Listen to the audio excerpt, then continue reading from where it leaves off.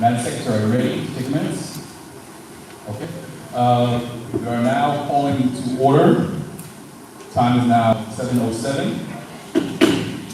I want to welcome everyone to our first meeting of the 2024-25 year for Brooklyn Community Board 9. It is great to see everyone. I hope everyone had a fantastic, restful summer. I hope everyone is in good spirits. I pray that everyone is well and your families are well. My name is Fred Baptiste. I am the chair of Brooklyn Community Board 9.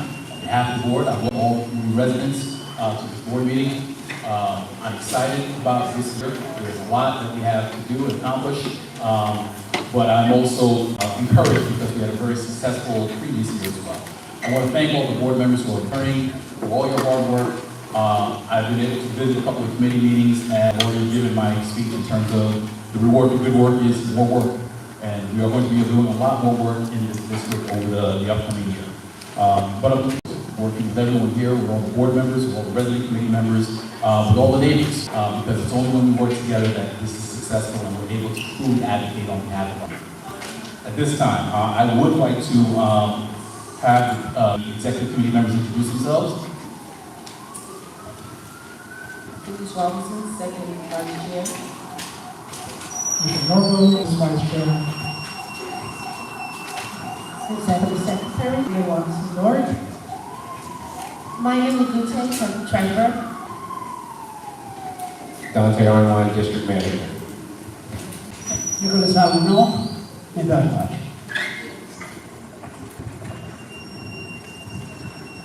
Thank you very much. Okay, this time we are now going to go to the reading of the order for Brooklyn Community Board 9.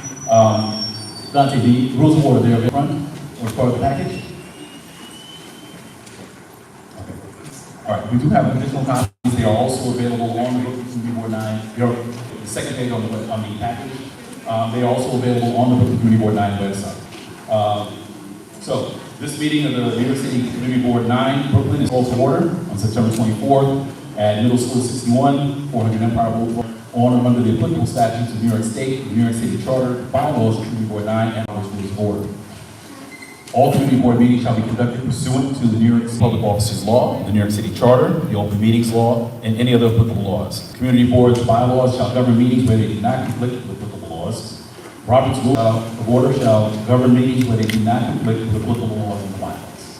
All community board members shall be provided a reasonable opportunity to address the community board on any matter or any matter that pertains to the board's mission.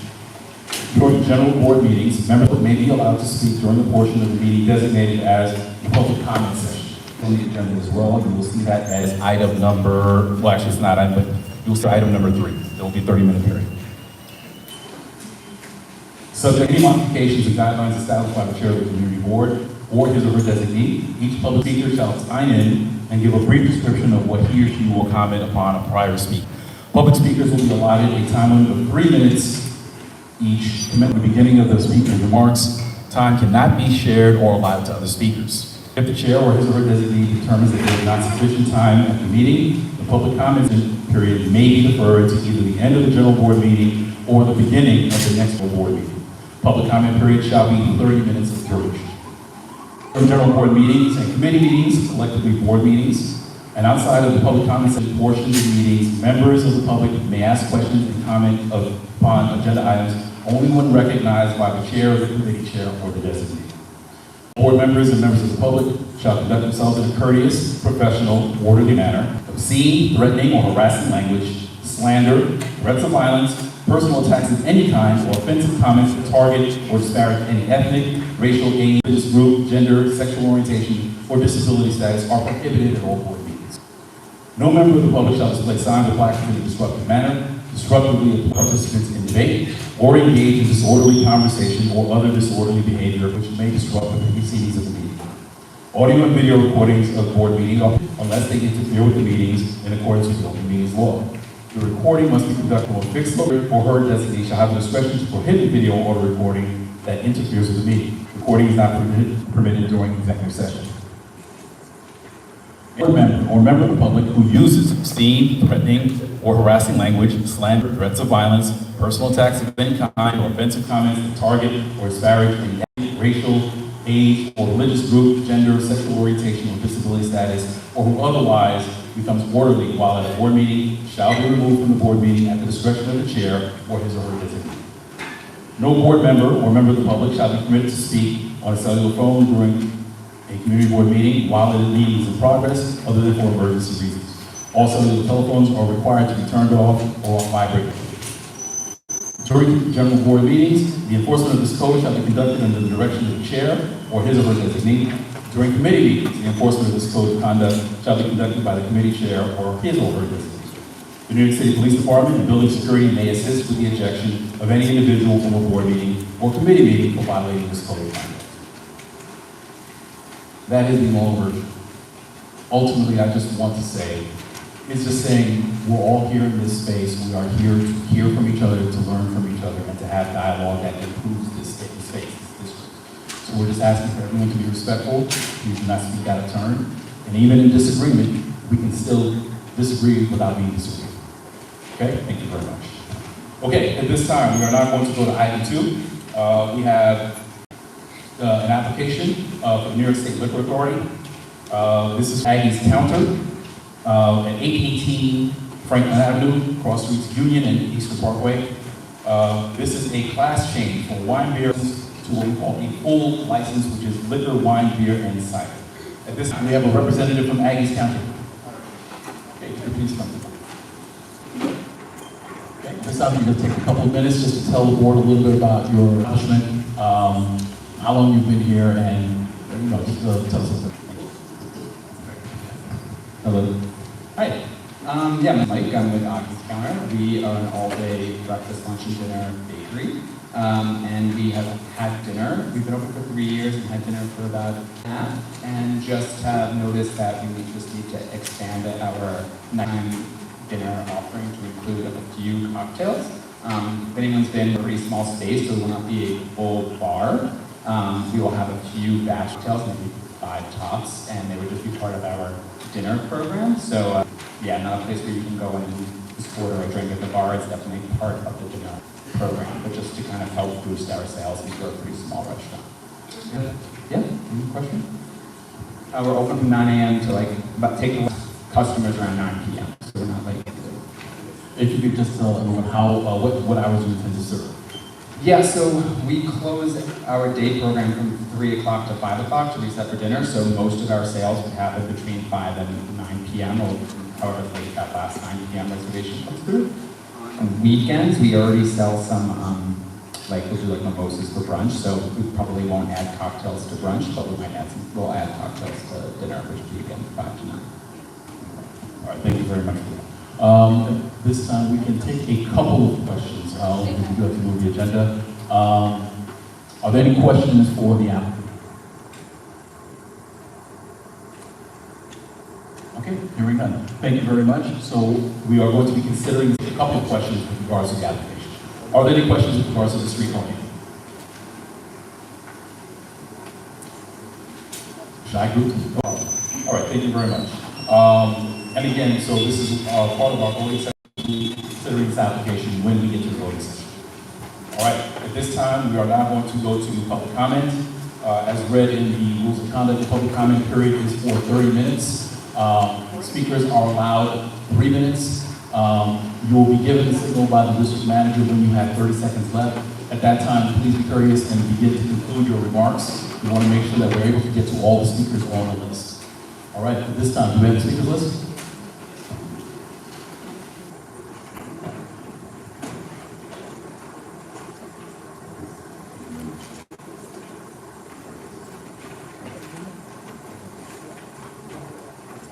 Okay, first on the speakers list, we have Ms. Cheryl Bernard.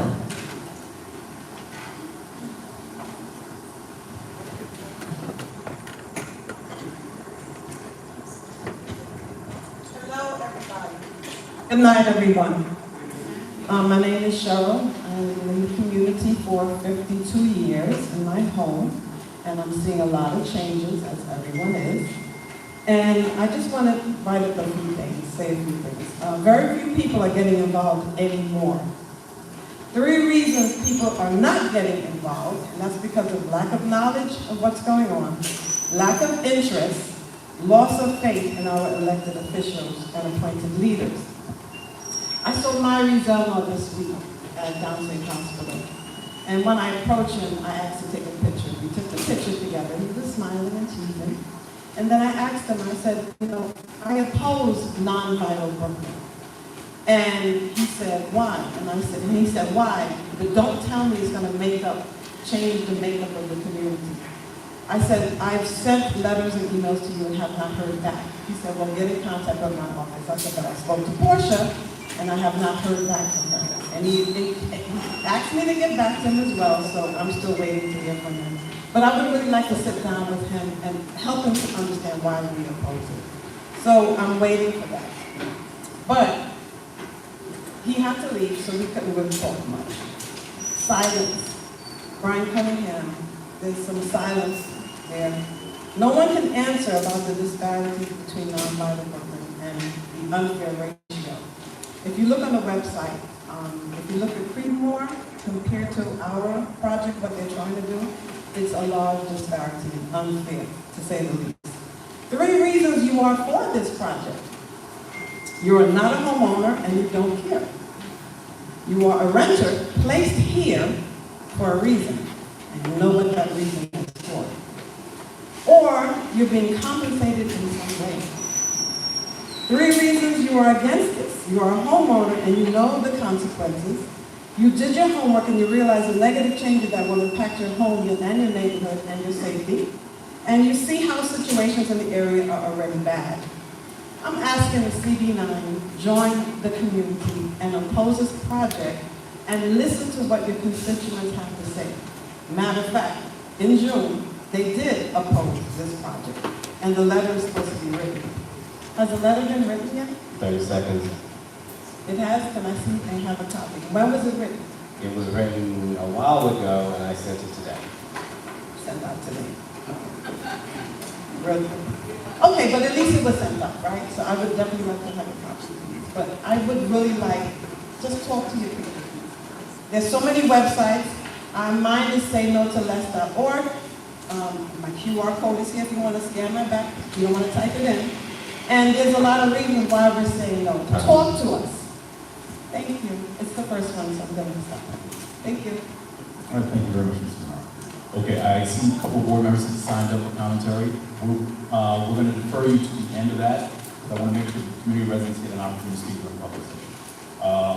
So we're going to go back and we're going to get to vote. Tyler McDonald.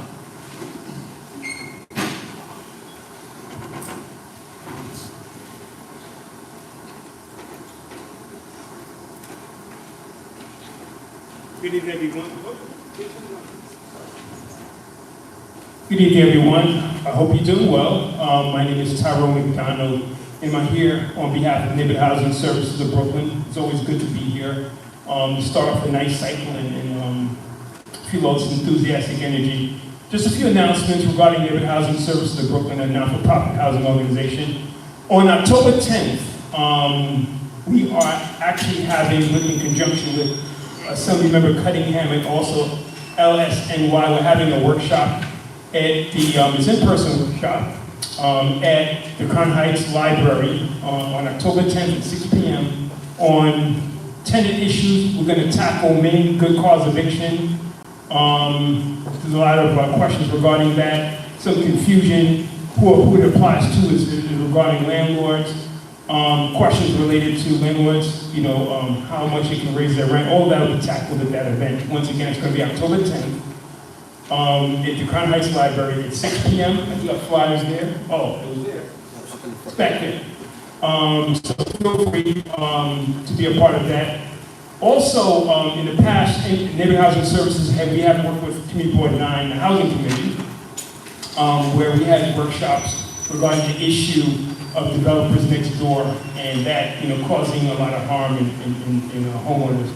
So, if anyone, have any, questions about that, we are open to do another workshop.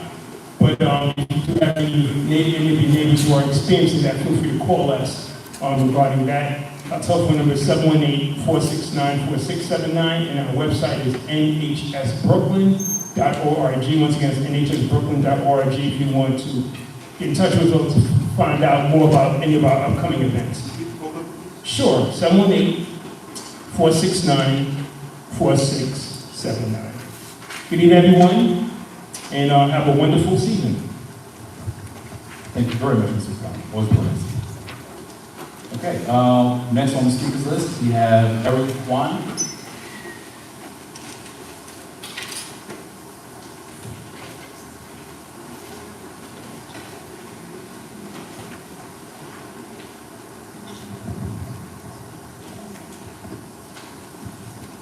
Hello everyone, my name is Erica and this is my colleague Luna.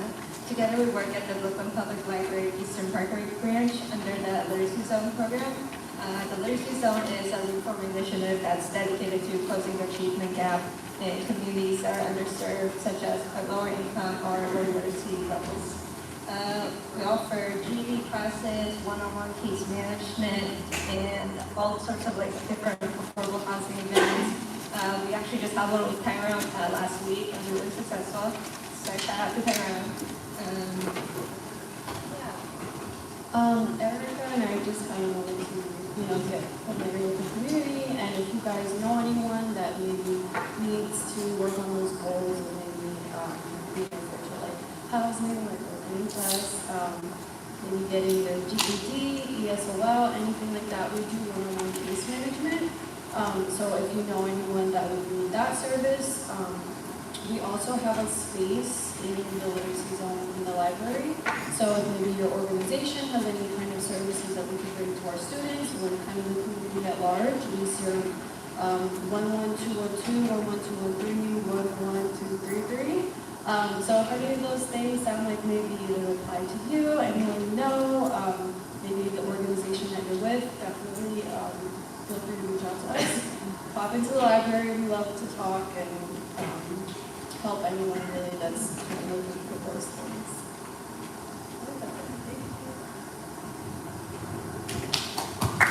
Thank you very much for coming. Our also direction, we have our chair of Education Library Services, so if there's any future events, definitely contact them. That would be great collaboration. Okay, next we have Mr. McSmith.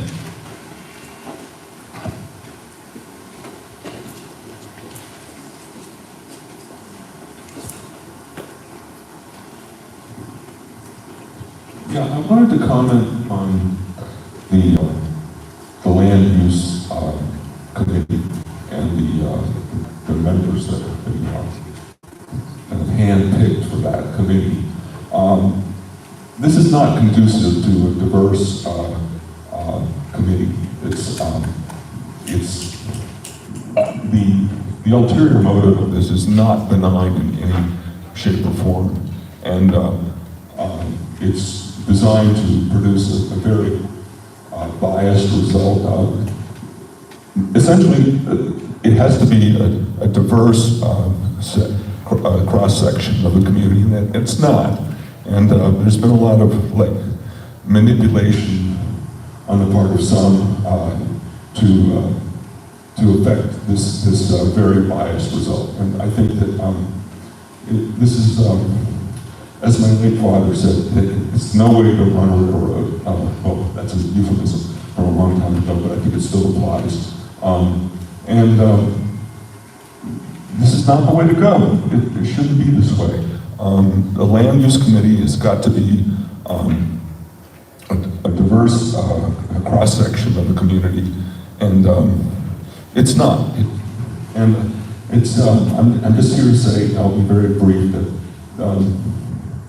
this is not good, not benign. It's especially detrimental to lower income and middle income people who are going to be adversely affected in the long run.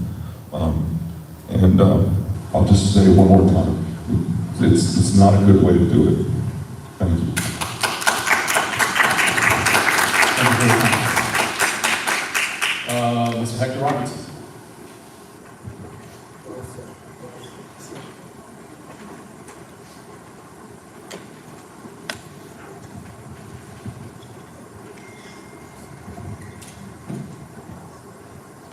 I want to bring back my comment that I did about the land use and the component of the folks on the land use. This committee is very important because as you can see around our neighborhood, buildings are going up.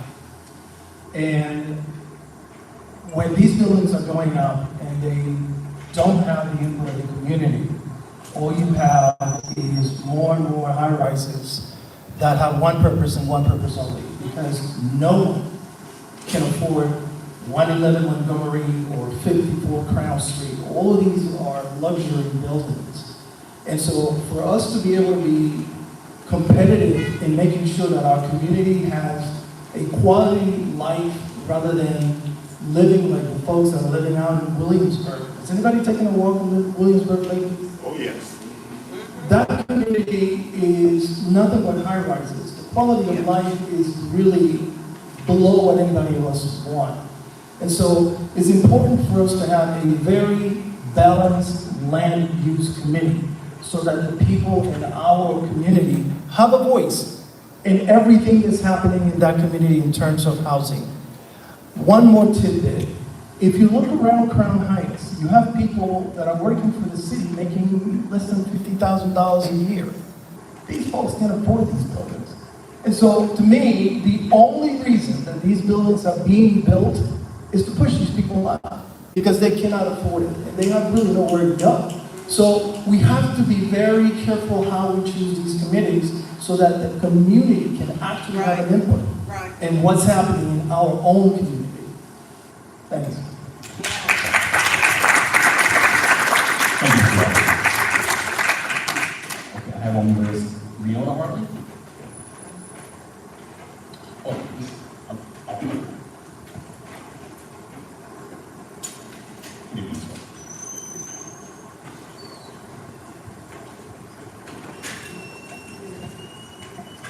Hello. I'm here again to speak about the Crown Heights rats. My property has been infestated with the rats coming from the supermarket. I had an exterminator come out numerous times to come to look for holes. And if I go out and come in a certain time of night, I can't actually step on my property because of the rats that are running into the burrow. The burrows are on my property where I have my landscaping that I inherited from my parents that's very sentimental to me. I have to stick the exterminator between $200 to $300 every time they come out, which is an added expense to me. I spoke to the community board, Primo and Dante's been helping me. I passed by there today to walk, to come here, and the garbage is still out incorrectly. You walk past there at night, they're jumping down because the containers are not filled.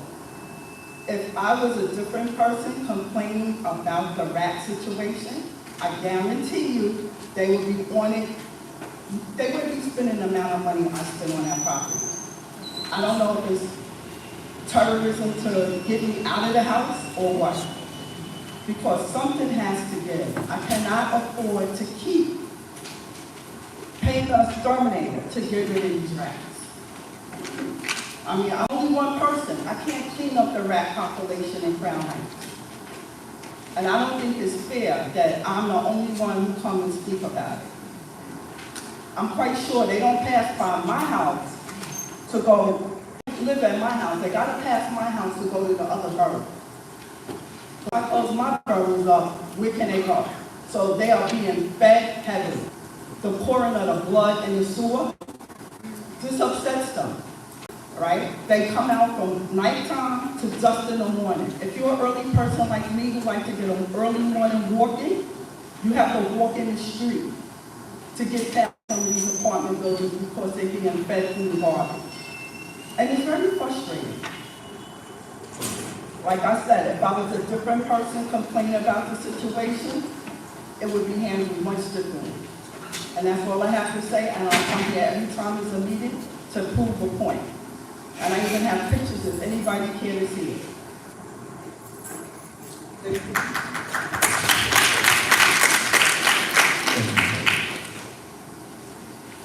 At this time, we're going to call Dion Ashton.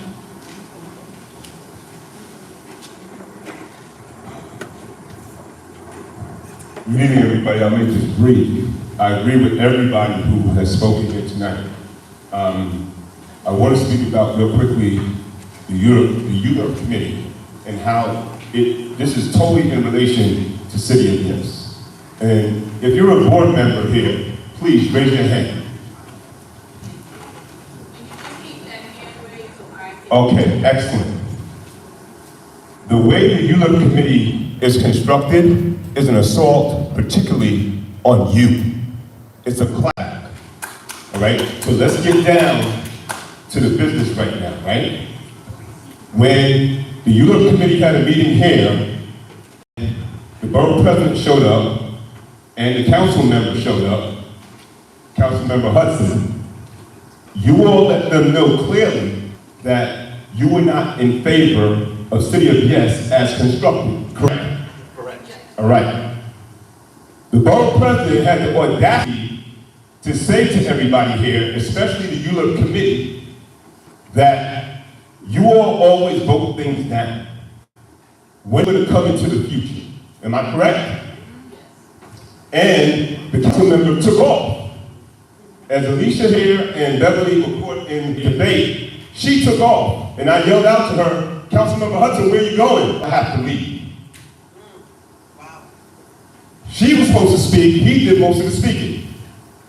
And he didn't like the fact that the board didn't agree with City of Yes the way it was constructed, and he doesn't go to other neighborhoods, white neighborhoods. Let's just be frank, all right?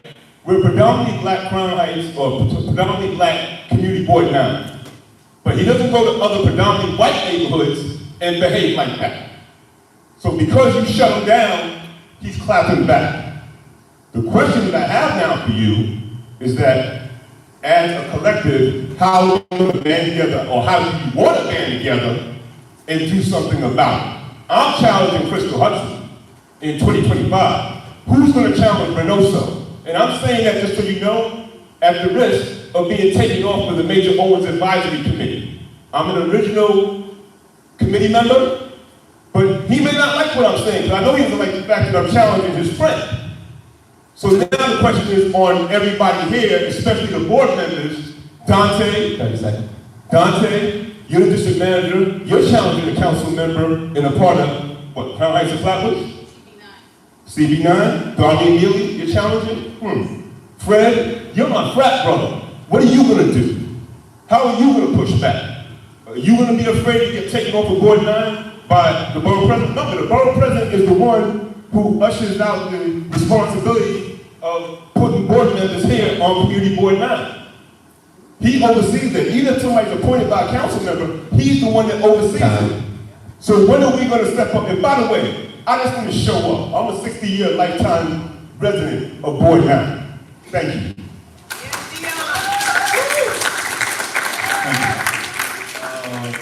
Mr. Sean Ellis. Is Mr. Sean Ellis here? Yeah, I'm here.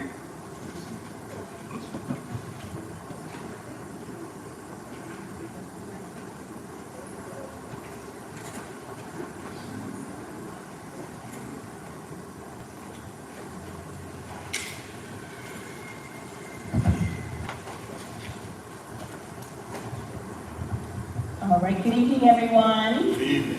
And this is, who are you? Hey, thanks for joining me this evening. Just to piggyback off of what Ian spoke about, if folks who are on the board, they could you stand up? Because it also didn't really look like there was a quorum with those hands that went up. Could folks on the board please stand up so we know who are? You can also find this information on the website. But there's a picture on the website? No, but that's why I'm asking you to stand up so that I can see you and I know who you are. Sure, I might not be here after because I got this guy to bed. But I just want to see faces because I don't know who's on the board. That's all. And I think as a community board 9, you all should know who you are. I do come to committees when I can. Thank you for pacing me. I have a 3.5-year-old. Three quarters, so I can't go to committees. Ms. Ellis, we need to make sure we're making work. We already had this conversation. Even if you disagree, everyone gets 3 minutes. So we need to make sure that we do that, okay? All right. Ms. Ellis, go ahead. Thank you very much. So yes, so we can just be saying, it's nothing. You're a board member, so you should be proud to show who you are. I've been coming to these meetings for quite a number of years now, so I know when the committee meetings are and show up when I can. Thank you. So, as Dion was saying about the Euler Committee, it is predominantly white. It is predominantly male. And there are many people who have signed up to be on that and to think, what would it be like if Park Slope had a predominantly black male Euler Committee? That, I don't think would even happen, but just to paint the picture so you can kind of see how absurd this is. I also want to make a point to point out that at the last meeting, the Euler Committee and the Housing Committee together. And, that committee is made up of mostly black women. So for those two to kind of conjoin in this way, kind of gives the appearance that the committee is more diverse, which it is not, because you cannot have two committees formed together to make one committee. The Euler Committee is still predominantly males. And this should not be the case, because if you our community is not predominantly white males. So our committee, the Euler Committee, needs to represent us, needs to represent the folks of color that live in this community. So I ask the board members to really think about this and to remember what your job is as a member of the board, and to remember to look into Robert's Rule of Order, parliamentary procedure, read about it, challenge things, follow those procedures. Thank you. Have a good night.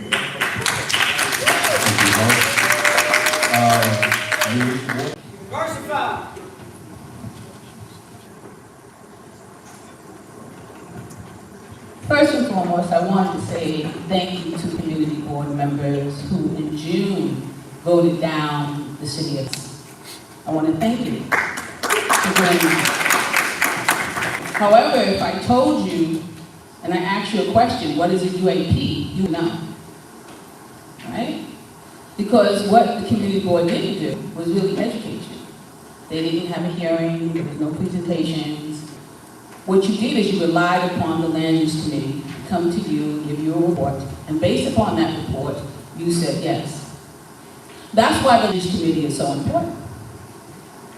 Because you don't know everything, you're not supposed to know everything. The general board members are not supposed to know details about the land use. It is complicated, all complicated laws, and you're supposed to know.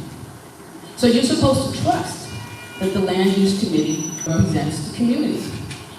And it should represent every part, all parts of this community. We have, for example, the Prosper Lefferts Gardens community, a basically upper white middle class community that has very, very good zoning. They have deed restrictions, they got landmarking, they got national registry, but then also got the Crown Heights community that's predominantly black.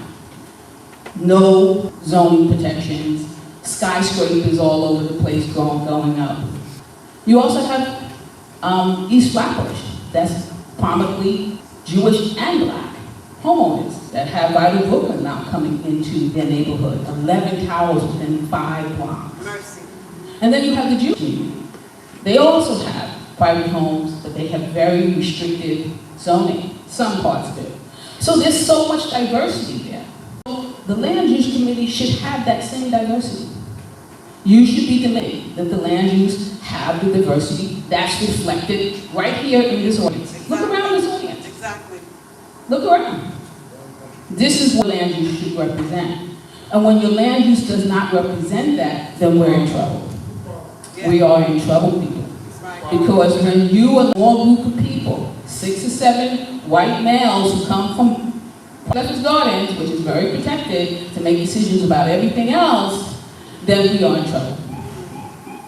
So I ask you, please use your power as a board and demand that the Euler Committee be representative of this community.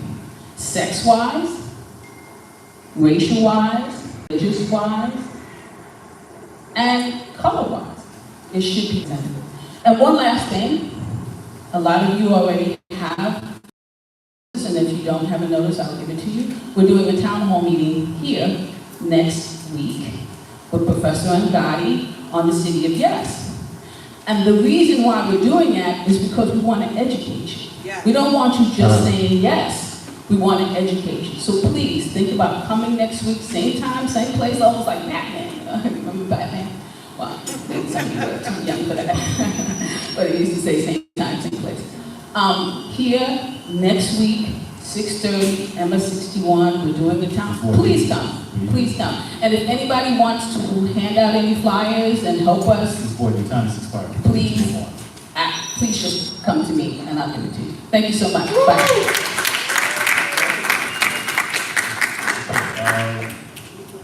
We have Susie John.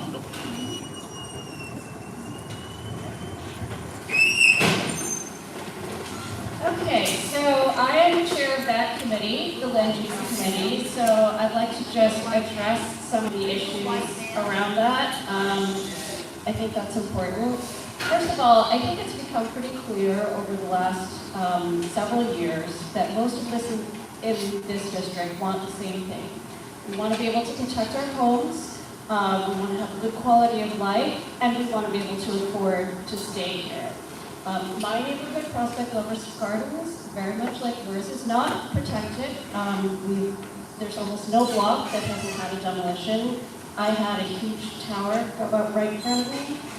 And I think that you'll see that those common desires are reflected in the zoning guidelines that we passed at the end of last year. We had some copies over there on that table. I think they've been moved maybe to the back. But I urge you to pick up a copy if you get a chance. I think you'll see that it's not about towers, it's the opposite of that. So I urge you to get involved if you're more interested in this issue. But those are a statement of principles.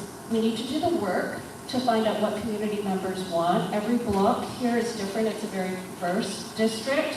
And in order to do that work, I do agree, we need a committee that is balanced geographically and demographically to help us do that work, to go out into every corner of this community and to tell us what's happening. That said, we all have to play the hand that's dealt us as best as we can. But particularly if you're from the eastern half of this community, come and see me afterwards. We do need members to tell us what's going on in that half of the community. Just some misconceptions about the UARB committee. It's not a power seat in the way that I think some people are thinking of it.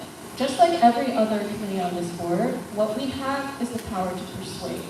And we lose that power if we're just shouting or we're just creating chaos. You don't have to be a committee member to speak and to have that power of persuasion. Come to our committee, tell us what concerns are. That's as powerful sometimes as being a committee member. 30 seconds.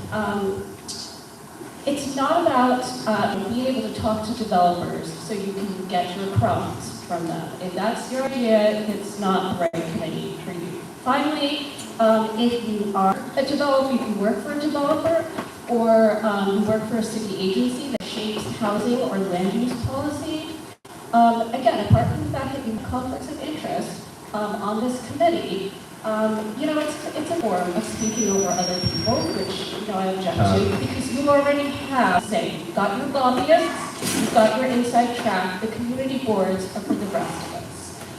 Thank you. Okay. We have reached our 30-minute time duration. Thank all the speakers. I do know I have one other speaker, Ms. Rosenberg, I know you signed up. Can't take it from public commentary, but we will allow you an opportunity during the public session to take questions. Okay? All right. I want to thank all the speakers this evening. And absolutely, I encourage you to keep coming back and letting us know what your thoughts are. And especially, I want to exhort you to make sure you also come to committee meetings. That gives us an opportunity to get more in depth in terms of some of the issues. Unfortunately, we don't have a lot of time during the general board because we have a short time frame and we have a number of agenda items we have to get through. But I encourage you to come because that's the place to really be able to dig deep into the issues and help us set the agenda and help us identify the issues that are problematic. one thing I will say now, and you'll hear me say this often, as a board, we don't always know what we don't know. So we really depend on people making 411 calls and letting us know. We count on people coming to committee meetings to address issues and let us know what's going on with that, and as well as our public commentary. So again, I thank everyone, and we do listen to these comments, and we do try to find ways to improve the board and see how we can be better than we were yesterday. Again, thank you. At this time, we are going to go to acknowledgements. At this time, do you have a representative from the Honorable Brad Lander's office? Please, come forward. You have remarks? Brief remarks. Thank you. Good evening. Welcome back, board members. My name is Ed Sett, the Brooklyn Borough Director from the Office of the New York City Controller, Brad Lander. Just a quick update. Our office recently launched the Employer Violations Dashboard. I have some more information about that in the back. It's a new tool that consolidates data from federal, state, and city enforcement agencies to identify employers who violate key labor law violations across the city. And this is a dashboard that tracks business violations of a range of workers' rights and protections, including workplace health and safety violations, wage theft, prevailing wage violations, and illegal interference with unionization efforts and discrimination and harassment.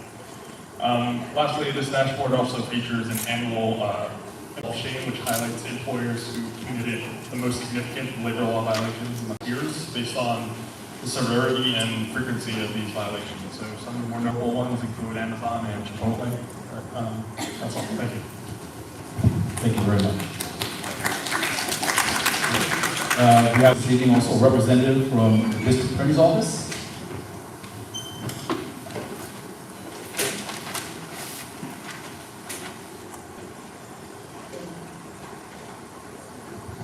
Good night, everyone.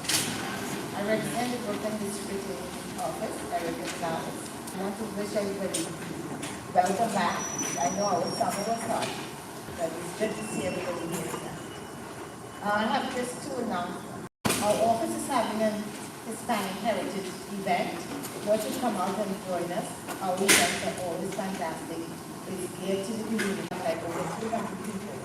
Like the flyers are in the back. It's October 1st from 6 to 8, and it's going to be at the New York City Technical College, and that's at 285 Bay Street. And this we have partnership with Leo Guns Down. They're having a big rap concert. It's a gun violence. It's going to be in front of the Bar Hall. So we're partnership with them. And we just want to let the community know that guns not allowed. And we're trying to have local rappers come out to encourage these kids, you know, and we're going to talk to them about that, you know. Today, that's this Friday, so I think it's going to be 7. And then 200 drum. All right, so I hope to see you guys outside. Thank you. Thank you so much. And is the flyer, are you giving flyers to the district as well? Okay. Perfect. All right, and just as a note, usually when we get flyers like these from organizations, they will go out as part of our e-blast that the district manager, the district office sends at the end of the week. So if you haven't done so, please make sure you sign up for our contact, so that way you're getting the notifications of meetings, events, and everything of that nature as well. And I would also say, if you get them, please share your names.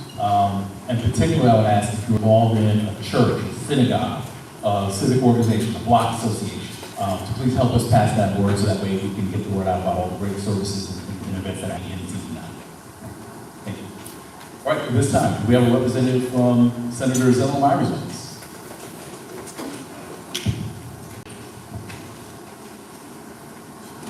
Good evening, everyone. My name is Portia Evers. I'm the District Director for State Senator Zona Myers' office. I have a couple of updates, but just as a quick response, just because you don't like my response doesn't mean Ms. Bernard, if you have any other questions, you can meet me at the back and we can have a conversation. I have 2 events that are happening within this week. That's a quick update. Last week, we had a job fair at Major Owens in partnership with other elected officials' offices. We were able to serve 200 and 55 people. We had over 40 businesses at this job fair, and so it was a great success. We're also doing a one tomorrow. It is the Flatbush Clergy Community Career Fair, and it's going to be at Goshen Temple of Seventh-day Adventists. The flyer is in the back. Please pre-register. If you don't pre-register, you can register on the spot, but it's good to pre-register. It will be tomorrow from 10 a.m. to 2 p.m. On Sunday, we're doing a homeowners room at Bedford Central Presbyterian Church. Going to be on Sunday, September 29th, from 12 to 2 p.m. The address is 1200 Dean Street. If you need any information about that, the flyer is in the back as well. Our office is located at 1077 Nostrand Avenue in the corner of Lincoln Road, and our office number is 71284-4700. If any of you need my contact information, I have a QR code that you can scan, and I'll be sitting right in the front. Thank you. At this time, we have a representative from Councilmember Crystal's office.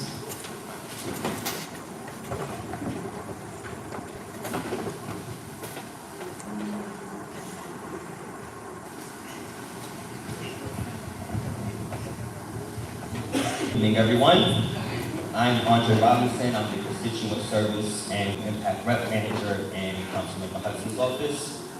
So just a few announcements. All of the materials in the back. We have a resource guide that pretty much will tell you everything that we do in our office in terms of open house on Wednesdays for a housing clinic, our legal services on Thursdays. We'll also will have our older adult service, which is our Mid Assistance Clinic on the last Thursday of every month.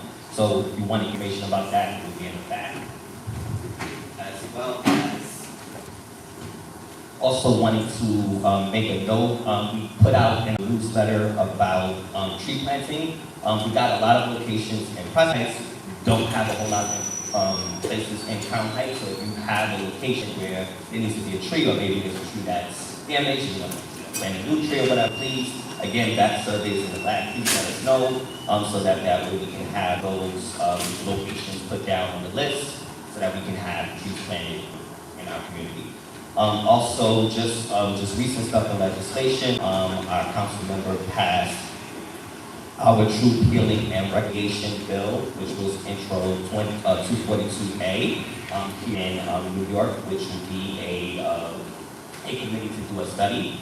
Which was a great thing that happened. It happened in New York, it's Boston, Philadelphia, and San Francisco, so we have that. Also, in the back is some of the budget wins that we got out of the budget for this year. And I'll be here if there's any constituent concerns or issues that you have. You can reach us at 718-260-9191, and our district email is district35@council.nyc.gov. Thank you. Thank you very much. All right, this time, do we have a representative? Well, I think we have the person himself. We have our district, Anthony Beckford.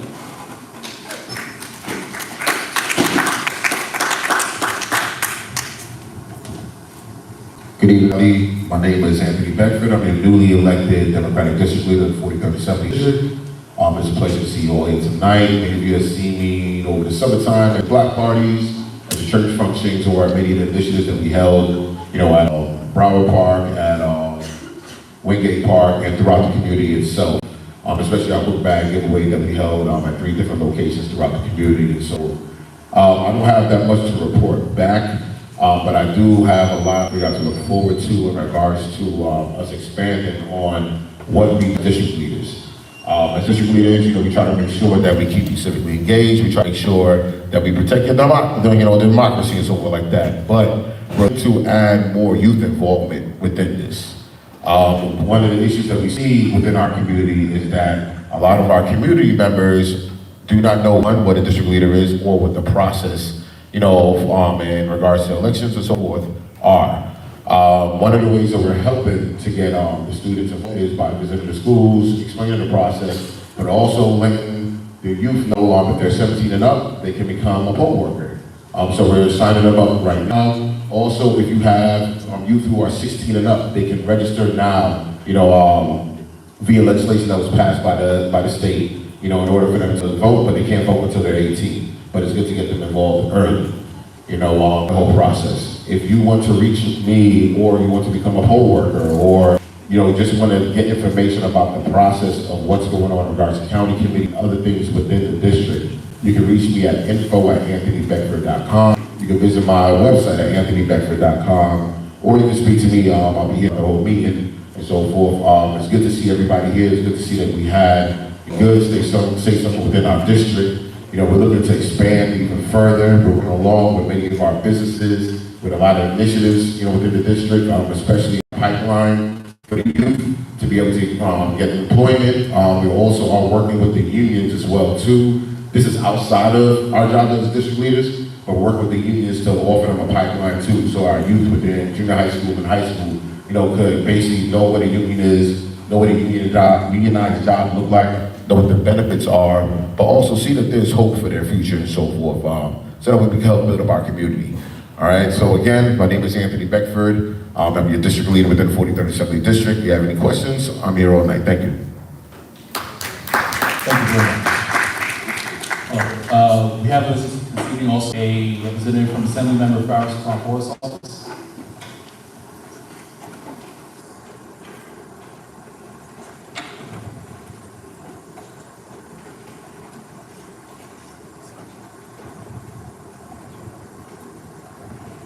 Hey, good evening, everyone. My name is Justin Freeman. I'm the Director of Community Affairs for Assemblymember Farris Forest. So yeah, I kind of echoing what Portia just said recently. Team Zelnor and Assemblymember Cunningham, as well as Representative Clark, they helped us out with this job fair. We also did it with the Department of Labor. We couldn't get it done without Portia and Team Zelnor. We were really happy to connect people with those jobs, and hopefully we could find out what the return on investment was with those jobs. You know, doing follow-up with people that came to the job fair. Right now, we're in the middle of our Brooklyn Roots organizing training that we're doing. There's a few people that you may know that is organizing training. We're in the third, this Saturday will be the third visit, which will talk about power or power mapping, which I think Anthony Beckford had mentioned, like getting to know who your electeds are, district, and how they relate to whatever campaign you want to organize, whether it's housing, labor, things like that. We have a housing clinic every third Wednesday of the month. So if you have any issues, if you want to learn about good cause, if you fall within that, if you have an issue with your landlord, not getting any release, things like that, we can help out. With us being the state office, we can also help out with the things and work with, in conjunction with local electeds as well, help people out with their issues. I'm very liberal with my number. My cell phone number, if you need it, is 347-314-4076. Again, 347-314-4076. Very reachable, approachable, attainable. Thank you for being here tonight. Thank you very much. Okay, at this time, we have a representative from the New York City Independent Budget Office.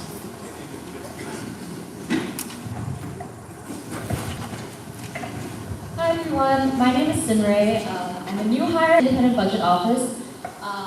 Just a show of hands, do you guys actually know, does anybody know what that agency is? 1, 2, a few people. So I'm glad that I'm here. IDEO is a nonpartisan city agency that provides data-driven policy analysis. We put out 3 annually mandated reports that are aligned with the fiscal budget process, the executive budget, the management report that I still need to get into my brain. But as I mentioned, I'm the new community engagement specialist, and I'm kind of just like going out and trying to gauge what people are feeling about IDEO, which seems to be not much because you don't know about it. But members of the public are able to submit data requests and reports. So for example, we recently testified at a committee hearing on the taxes on cannabis. We put out a report last week on the staffing and spending patterns of the Department of Corrections. We have a team on education, housing. There was a last year, I believe, on the impact of rezoning. So when it comes to analysis of like big data sets to do with the city on like DOE, DOT, etc., your agency. So you guys should go check out what reports are available, and if you have any questions, especially for policymakers, yeah, I'll be around it. But you can go to ibo.nyc.ny.us. New York City, New York, US. Yes, IBO. Yeah, and there's a whole list of the publications that have come out recently. I hope that was clear. Do you have a card? I'll be around and I can pass you guys my number. I literally started last week, so my phone number is written down over there. And I will just give it to you after the fact, if that's okay. Anyway, in which case, come find me. But once again, ibo.nyc.ny.us.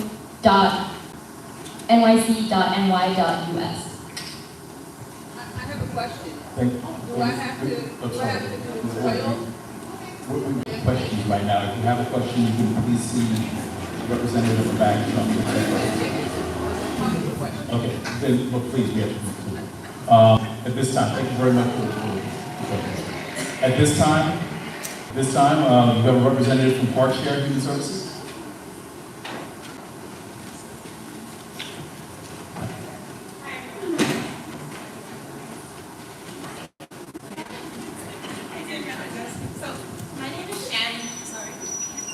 My name is Shannon Shaw, and I am Chief of Staff at Hardship Human Services, one of the largest providers of services to people with disabilities across Brooklyn. We also serve people who are in foster care, and so we actually have a lot of homes here in the community for people who have aged out of foster care. The government supports our youth up until age 25, and then once they age out, they kind of have to just like figure it out for themselves. So we're grateful that there's a lot of infrastructure being put in place by organizations like the community board to ensure that the people who are most vulnerable.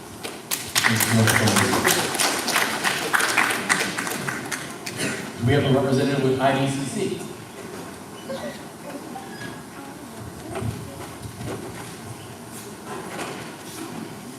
Good evening, everybody. Great to see all these wonderful people, some new, some old. Welcome. I'm from IDCC Connect, which is a mental health clinic. IDCC is a mental health clinic, and Connect is a special program enhancement of mental health services. So what that means is we help the whole person, not just, it's great to go to therapy, which is, of course, highly recommended, but if you can't pay your rent, you don't have a job, you do need extra help, and that's where Connect comes in. Started by DOH a couple of years ago. The different pillars of our program are benefits, vocational, food insecurity. We also help a little bit with housing. Food insecurity, one of the ways we have addressed that is we had a pantry for a couple months. We started then doing hot meals during last winter, and then we moved over to a farmer's market. We had a farmer's market now for 6 months, of which we have an array of fruits and vegetables sponsored by Campaign Against Hunger. They come to our office, they have a big truck opens up, and we give out $15 vouchers, and the rest you can pay however, either with the WIC, EBT, or credit card or cash. What's great about this is it gives people the autonomy to choose what they want, and it's not like it's just giving it away, but it empowers people. So our last, for the season, our last farmer's market is taking place October 8th at our office 921 East New York. And please let people know, sorry I don't have flyers on that, but I do have flyers on our program. This is what the flyer looks like. I can come pass them around if the rest are in the back. I do want to share with you a new program that we have in our office called LSA. It's Young People's Recovery, starting at age 14 up to really any age. This is a substance abuse program, and it's excellent. We have caseworkers, peers, and they work with the person one-on-one. They also have a program that we partner with at the DA's office, which is excellent, the whole floor, different services, trainings, English as a second language, CDL, so on and so forth. So this is a great program. I have some of these with me. And last, I'm going to plug a program for a colleague of mine Kim Robinson, who's with JCRC. This is, we always talk about youth and we need more programming, so this is a program for high school kids. I believe it's 10th grade only, but it's an excellent program. It's for 7 months, twice a month. You meet, with a group of kids, diverse kids from Brooklyn, and you go all over the community, different elected officials' offices, different institutions, like museums and things like that, and get to develop leadership skills. So it's a great program. So I'm going to come around and pass these around, whatever I have. Thank you so much, and have a great rest of the month. Thank you.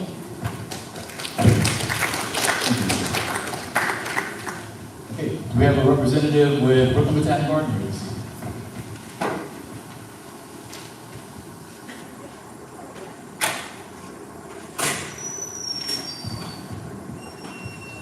Good evening. My name is Mike Schnall. I'm fairly new to the garden since July. I'm the new Director of Government Relations and Community Affairs. Just here to say hi, listen in on the community. We'd love to see you all come to the garden. I don't know how many of you are aware, but about 20 to 30% of our tickets annually are free and open to the community. If you go on to bbg.com, you can apply at any time for those free tickets and come to the garden at any time. Join us for events, free programming, education classes from ages 2 to 92. So we'd love to see you at the garden, and I plan to see you every month at this meeting. So come say hi at the end. What about when we don't? Okay, at this time, okay, please, we need order. We need to maintain order. Okay, at this time, do we have any other representatives from any other agencies, elected officials, anyone else here? Did not sign in? Okay, seeing none, I do want to thank all the representatives and the elected officials who showed up this evening. And we thank you, and we're looking forward to strong partnerships. Because, again, to echo the theme that we started before, it's when we're working together, that collaboration and us coming together, that's when we're able to achieve results. Okay, at this time, we have completed our public session. We are now going into the business session for board. Madam Secretary, I would ask if you please call the roll. Amen. Dr. Bakir, Adu.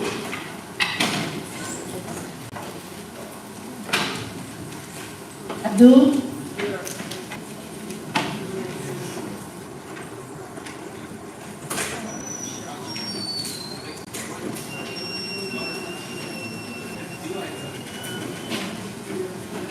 Will all board members, and if you have not at this time, please just go over to the table and sign in. All board members, please sign in. Continuing the attendance, please help.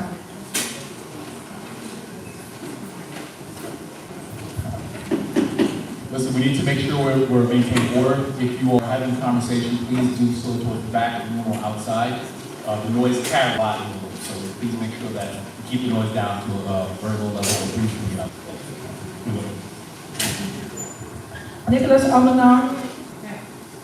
Fred Baptiste. Janelle Brazil Charles.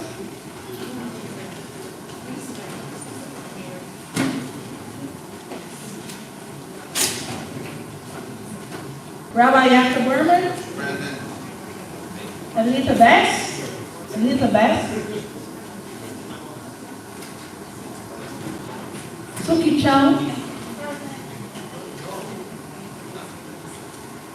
Kristen. Kendall Christian.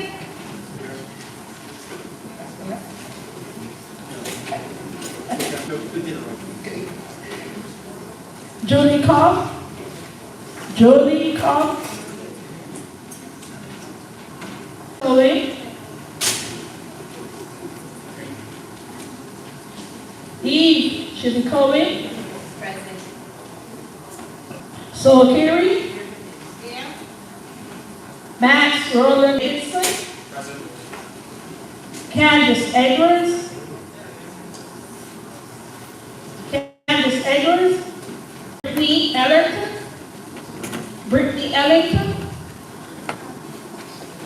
Lisa Etienne. Raphael Godu, Raffaello Godu, Raffaello Godoy, Bishop Savannah Hamilton Gonzalez, here. Shauna Hartley, present. Rod Herwood, Yusuf Harkoff, Vaughn Joseph,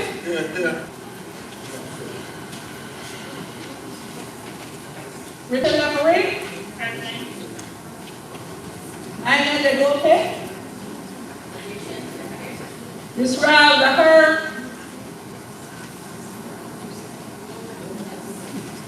Francisco Leopold, Courtney Off, Leflin Morana,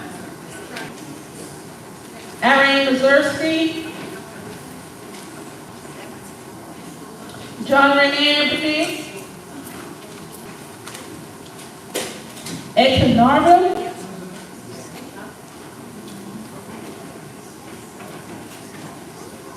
Denzel Odoro, Yankee Pearson, present. Vanessa, Unella Ryan, Felice Robertson, Minnie Rosenberger, Dion Saab,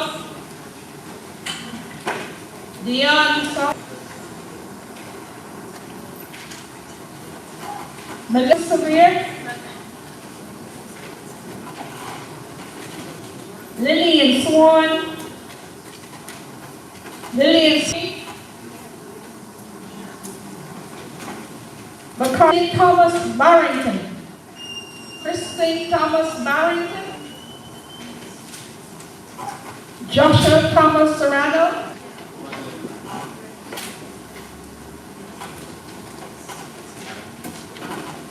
Debbie Timothy, Twyla Ware, Linda Watson Barnes, Teresa Lasserdon, Lorianne Wilson.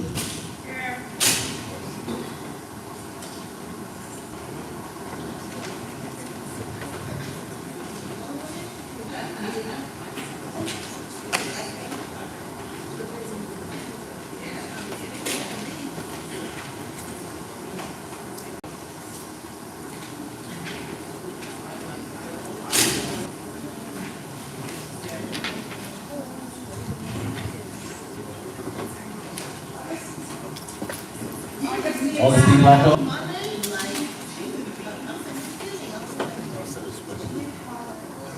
No, your name is But as we asked, are there any other board members who did not hear their name called? Bucello? Make sure to stay here for record. Please. So query, make sure. Linda? Okay, I think you have me, yeah.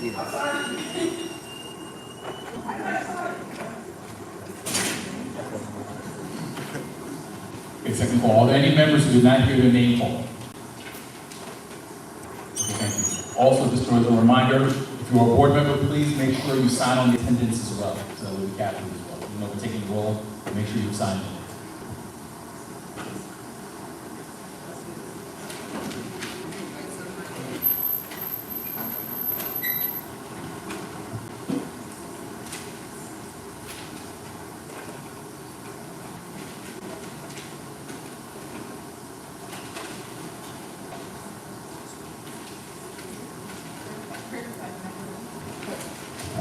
Attendance 35 members from our 50 quorum.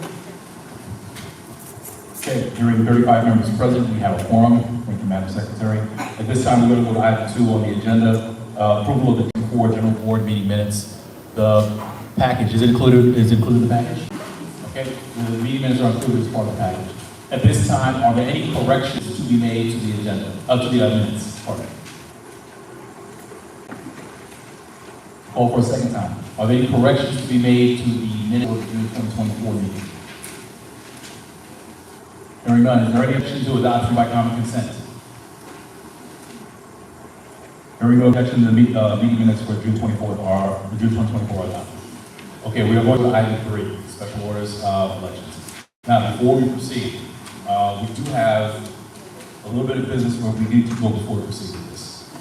The results were announced at the last meeting that there was a for the member at large position. We had a request over the summer to view the ballots, so that was fulfilled. But in looking at the ballots, it appears that there may have been discrepancy with regards to the tallying of the ballots. So, it may be appropriate for us to actually do a recount. So because it was announced that there was a tie vote, at this time I would require a motion for it. That passes for us to do a recount, in which we could verify the elections, and then we will proceed from there. I move to hold a recount. All right, I have a move by Rabbi Berman for a recount of votes. I have a second. I'll second it. I have a second by Teresa Westphal. It's been moved and seconded. Okay, is there any discussion? Okay, hearing none. At this time, I would ask if members of the Peace Committee, previous nominations, could come forward. Bishop Gonzalez, you are a member of the committee. Come forward, please. Fortunato Loizel, you are a member of the committee as well. Please come forward. Mr. Almer, I'm sorry.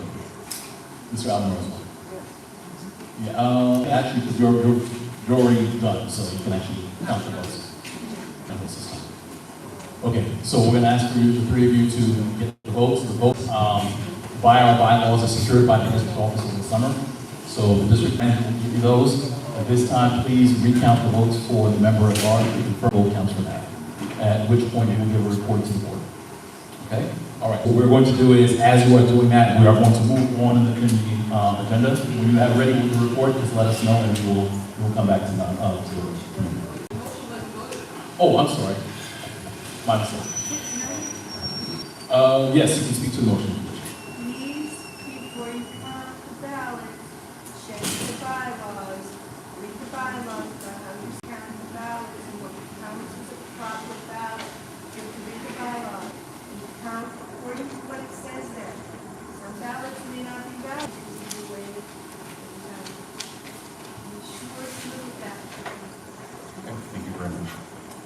Okay, all right, Dante with the nominations committee. I'm sorry? I'm sorry. All right. Are there any other comments first? Is there any other readiness with regards to the motion on the floor? Okay, hearing those in favor of the motion to do a recount of the ballots from the June 2024 meeting, please. Aye. All right. Are there any opposed? Please state your name for the record. Call for a second time. Are there any opposed? Please state your name for the record. Hearing none. Is there anyone who wishes to abstain at this time? Please state your name for the record. Ms. Blackwell, you wish to abstain? Okay. Well, I mean, this is a motion for a recount, so this is just to say procedurally you can proceed with the recount. Do you wish to abstain or still wish to abstain? Okay. Ms. Blackwell, you wish to abstain. Thank you. Anybody else? One last call. Anybody who also wishes to abstain? Hearing none, I hear a majority of the board in favor of the motion. Thank you. All right. Thank you. We can continue now. All right. We are going to continue on in the agenda. Item 4 is for committee reports. The reports of the committees that have met for September have been included as part of it for informational purposes. Those with action items we have already put as part of the voting session. At this time, are there any committee chair? Well, actually, let me do this just for a moment. I think it's important that we do this. Could I ask for all committee chairs to please stand for a moment? Okay. All right, and for the benefit of our audience, we have our Chair of Parks, Recreations, and Cultural Affairs, Mr. Nicholas Almanor.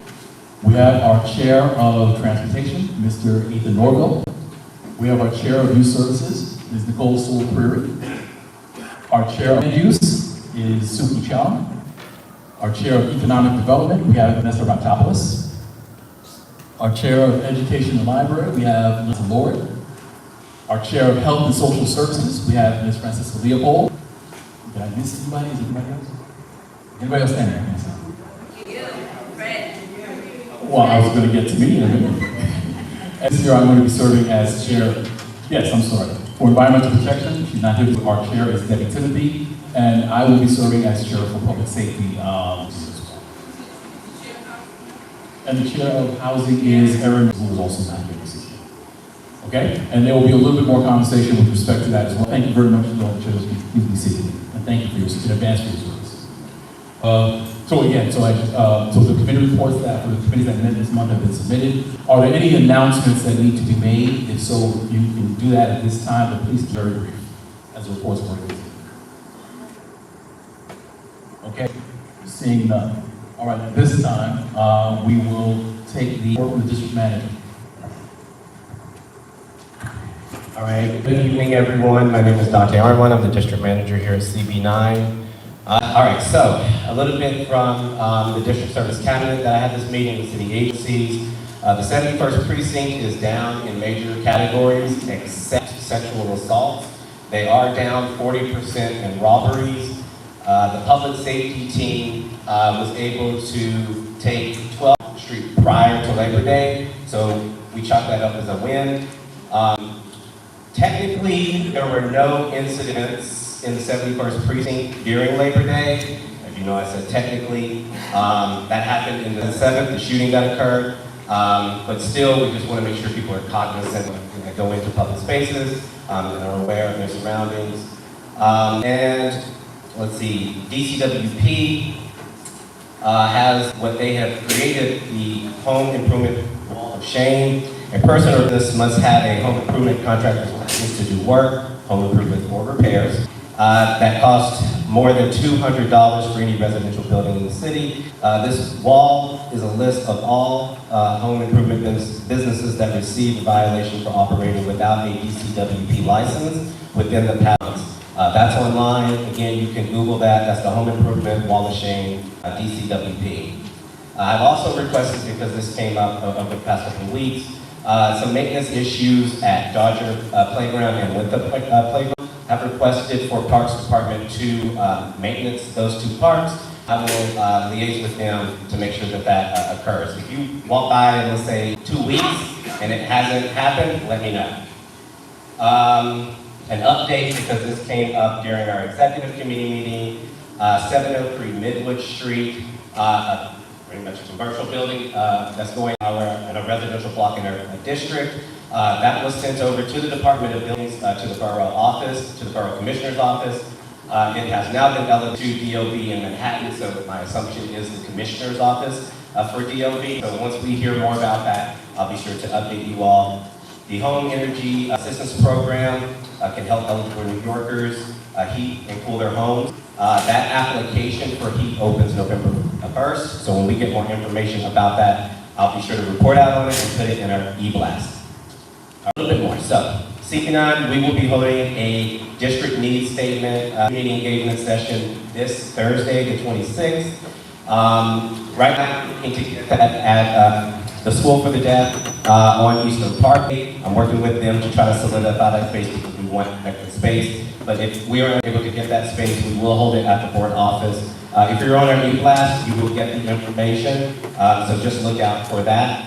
The New York City Department of Aging Service Needs Assessment is a survey examining the needs of older adults living in New York City to assist with program planning and to allow for better understanding of potential unmet needs. Completing the survey ensures that all of the city's diverse communities are represented. All responses to the survey are anonymous. However, there will be the agency randomly select 50 households to receive a Visa gift card worth $50. For those who wish to participate, you can connect with the agency by calling 212-244-6469 and 212-244-6469. And we will put that information in our email. You may have already seen this go out in our e-blast, but the Department of City Planning will be holding its vote in the morning for City of Yes Housing Opportunity, which this board opposed. They will be holding it at 11 a.m. The virtual participation details typically are posted on IC Engage about an hour prior to the hearing. We will send out e-blast. You should be able to just get to it That way, if you want to view the live stream, just go into DCP's website, their YouTube, and you can view that there. All right, so a couple of are coming up, so I'm going to try to speed through this really quickly. The Campaign Finance Board is proposing amendments to the campaign finance rules regarding complaints, conflict of interest board filings, disclosures, expenditures, independent expenditures, loans, public funds, registration and certification, statement of needs, training, transition, and inauguration entities. The CFB will hold this public hearing on the proposed rules in person and online. The public hearing will take place at 1 p.m. the 27th, so that's Friday, at 100 Church Street in Manhattan. You can also email your comments to rules@nyccfb.info. The New York City Human Resources Administration, HRA, proposes to amend the Fair Fares program by increasing the income eligibility standard from 120 to 145% of the federal poverty level. The public hearing will take place remotely on Monday, October 21st at 10 a.m. You can email comments at nycrule@hra.nyc.gov. And please include fares amendments in the subject line. That public hearing will be in our class as well. The Taxi and Limousine Commission is proposing to amend its rules to require all taxi cab vehicles hacked up must be accessible vehicles in order to comply with the federal court order requiring that 50% of the city's taxi cab fleet be attached to a wheelchair accessible taxi cab. TLC will hold a public hearing on this proposal. The public hearing will take place at 10 a.m. on October 10th. The public hearing will be held via Zoom. There is no in-person hearing, so it's only via Zoom. It will be live streamed on their website. If you would like to submit comments, you can submit comments at tlcrules@tlc.nyc.gov, or you can call the TLC at 212-676-1135. The New York City Department of Transportation is proposing to amend to Section 4-08 to the traffic rules to establish and implement a permit for the use of micro-hubs as part of a pilot program mandated by local law 166 of 20 to aid in congestion reduction and increase freight sustainability. DOT will hold this public hearing on the proposed rule online. Members of the public may access and participate in this hearing online or by phone. The public hearing will take place on October 17th at 10 a.m. You can email comments to rules@dot.nyc.gov. All right, getting through this. Just a little bit more. So in community board time, the Brooklyn roadway resurfacing schedule is as follows. Tomorrow, Thursday, and Friday, Lincoln Road between East New York Ave and Washington Ave, there will be road work. And then on Friday only, there will be, on Friday on Classen Avenue between Eastern Parkway and President Street, there will be work there on Friday. I mentioned that we have not received any additional information regarding the Prospect Heights Skate Park. If any of that information, I'll be sure to report out. And if CB8 receives any of that information, I'll be sure to work with them to figure out how we can do something. Major projects are taking place in our district. To make sure that you're informed, we're going to start putting major active projects that the committees are talking about on our website in the committee section, so all the information will be there for you. I want to encourage people to continue to sign up for our e-blast. We get a lot of information from city agencies, state agencies, federal, nonprofits, and so forth. Lotteries. Definitely, if you know someone who's not connected, get them connected to the board office. If they don't have internet, give them the phone number to the board office. We will figure out how to get them the information, but please make sure they reach out to the board office. And the last thing I have to say is this. Okay, so yesterday, the 23rd, Governor issued a declaration of imminent threat to public health for the Eastern, I'm probably going to butcher this name, equine encephalitis virus, and urges New Yorkers to follow recommendations to reduce risk of mosquito-borne illnesses. Measures include mosquito spraying, more insect repellent for visitors to state parks, and so on. So if we get more information regarding that, I will be sure to report out on that, but I had read that early in the morning, so I wanted to just make sure you're all more informed. Okay. What about this?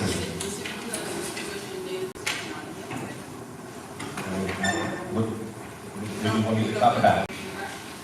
I am not familiar with the decision. We are in the business session. We are in business session. Right now, it's board members only. Mr. District Manager, have you completed your report? Yeah, that's fine. Okay. At this time, we're up for questions from the board. So are there any questions for the District Manager respectively? I will create a space for seekers. Anyone have any questions for the District Manager? Call for a second time. Any questions? Okay, Ms. Westwell, I see you. Anyone else who has a question for Ms. Robertson? Last fall, once, twice, so. Ms. Westwell, your question.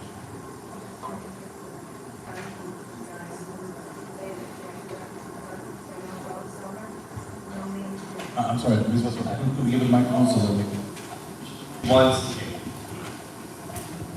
I want the water sprinkler turned on in Jackie Robinson Park for the children. It's been off all summer.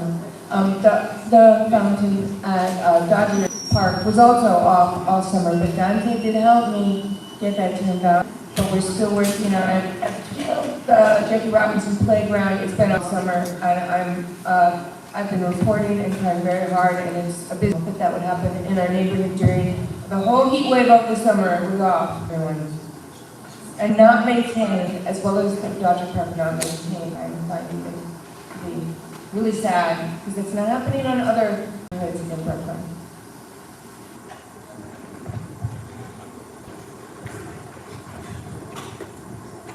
Yeah. Okay. Yes. Also, I learned that for the sprinklers to be on, it has to be 80 degrees outside, so we learned that today. So we will continue. I know it now, so we will continue to work to make sure Jackie Robinson gets turned on when it's 80 degrees. But yeah. I know I don't work with the Parks Department. All I can do is keep pushing. Okay, thank you. Ms. Robinson. Yeah, I don't know if I mentioned that, with recent, they patrol the area of, Jackie Robinson School. So they had asked, I don't know if I presented that to you, they called the office, they had asked if there's lighting in that park, so it makes it easier for them to patrol. Okay, and thank you for the, for putting in place, or letting DOT know about the water that, is coming up from the street on Washington Avenue, the water main broke. Yeah, that pipe is already there because the infrastructure is one of the things that's covered. Okay, thank you. Thank you very much, Dante.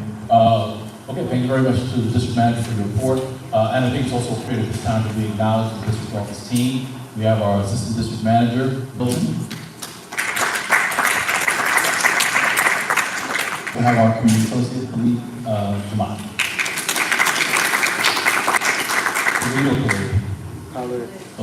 Khalid. I need to make sure I get it right. Khalid Jamon. Thank you very much, and my apologies.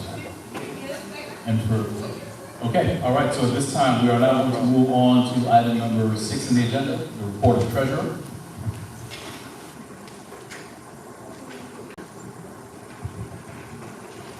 Good evening, everyone.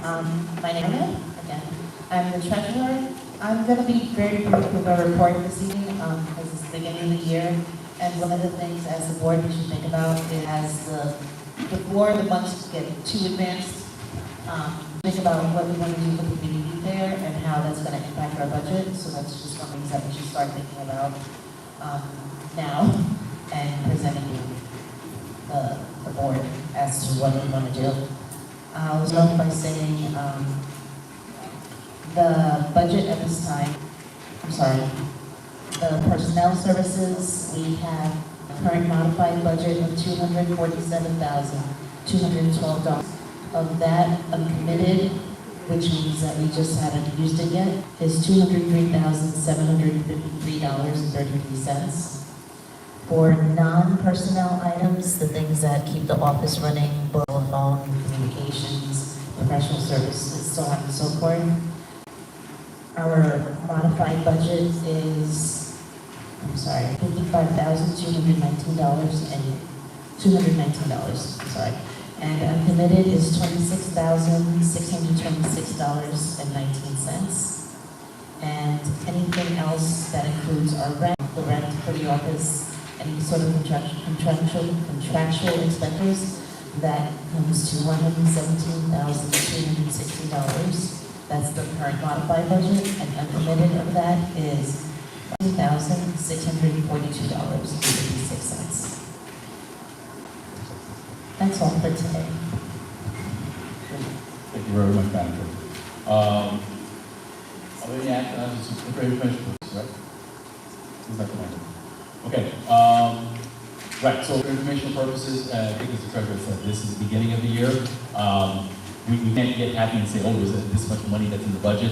A lot of this will get spent down just normal course of the operation of the district office. We may have opportunities to do that over the last couple of years in terms of community care, which has been very successful. We also have to make sure we're clear in terms of what kinds of activities and what kinds of expenditures the district office's budget can support. But we do have to remember the district office's budget for them to do everything they need to. Okay.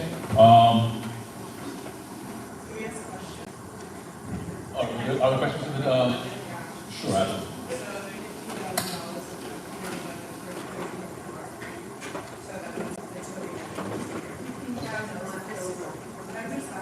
$15,000 left over for this fiscal year. Oh, from the numbers, all the numbers, 15,000?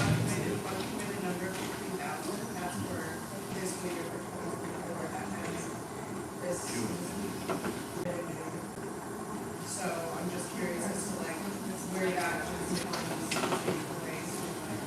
Are we using that for programs? Thank you for the question. Hold on.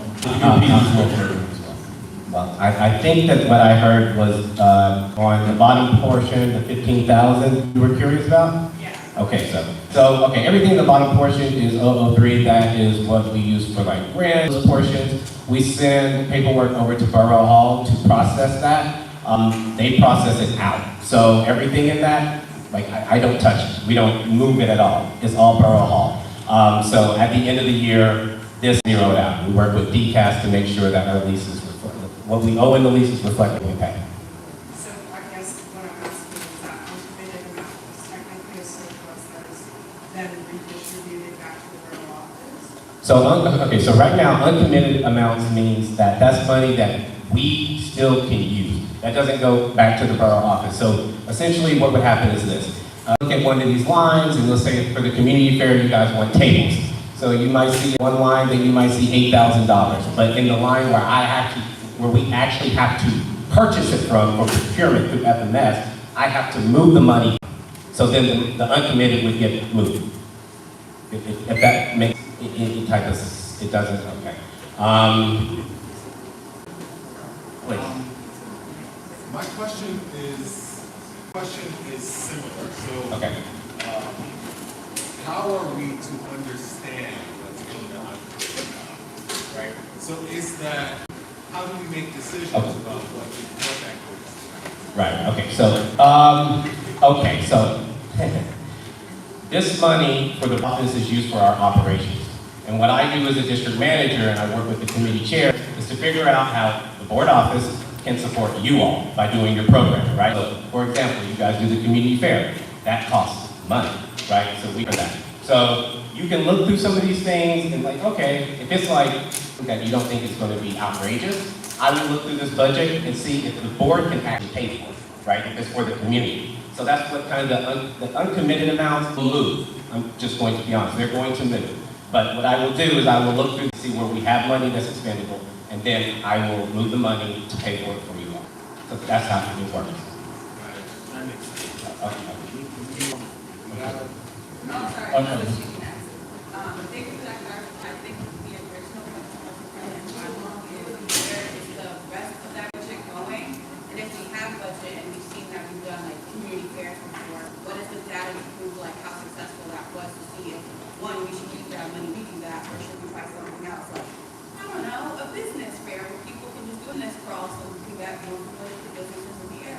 Right, totally understand. So money that we don't use at the end of the year, it goes back to the city, so we try to make sure diligently that all of it, absolutely all of it.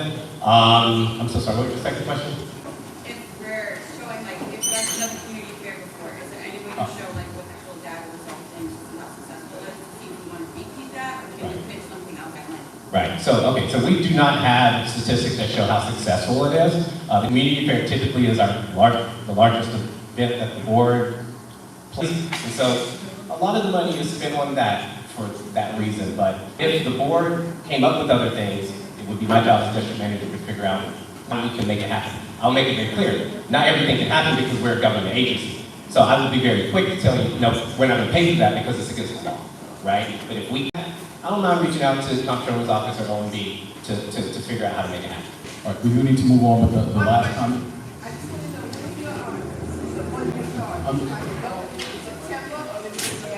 Budget year starts July 1st, ends June 30th every year. You're welcome. All right, just final on that one, just the point about the success of the community fair. It's not something that we've taken metrics or data on that because it's been a matter of, it's an opportunity for us to get out in the community and expose them to different resources. So it's not that they say we sold X amount of tickets, it's not to say anything else. I think it's just the value that of being able to keep people together and have these resources in one place and in nice weather, just get to enjoy the parks in the neighborhood. But to the point the district manager said, if there are events, and I say this to all the committees as well, if there are events that you would like to plan, like to see come to fruition, please make sure you're having these conversations within your committees. Please develop budgets, and please let the district manager know as well.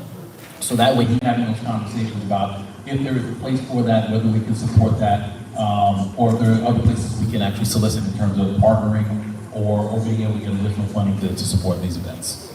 Okay, so I kind of refer these back to the committees, be creative, be bold, and come up with the numbers and let's see what we can do to make these things happen. Because I think they do nothing but improve our district and they increase the quality of life and give us exposure to different things. All right, thank you very much for the report and thank you very much to the district manager. I'm going to move on to my chair's report. Well, actually, before we do that, yes, we're going to take the report of election to it.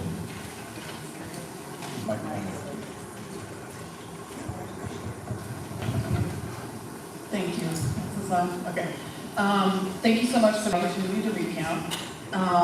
We have determined that Vinnie Rosenberg received 15 votes, Teresa Westerdahl received 13 votes, and Nella Perry received 1 vote. So it looks like Mr. Rosenberg is the member at large. If I can ask, can you confirm how many votes?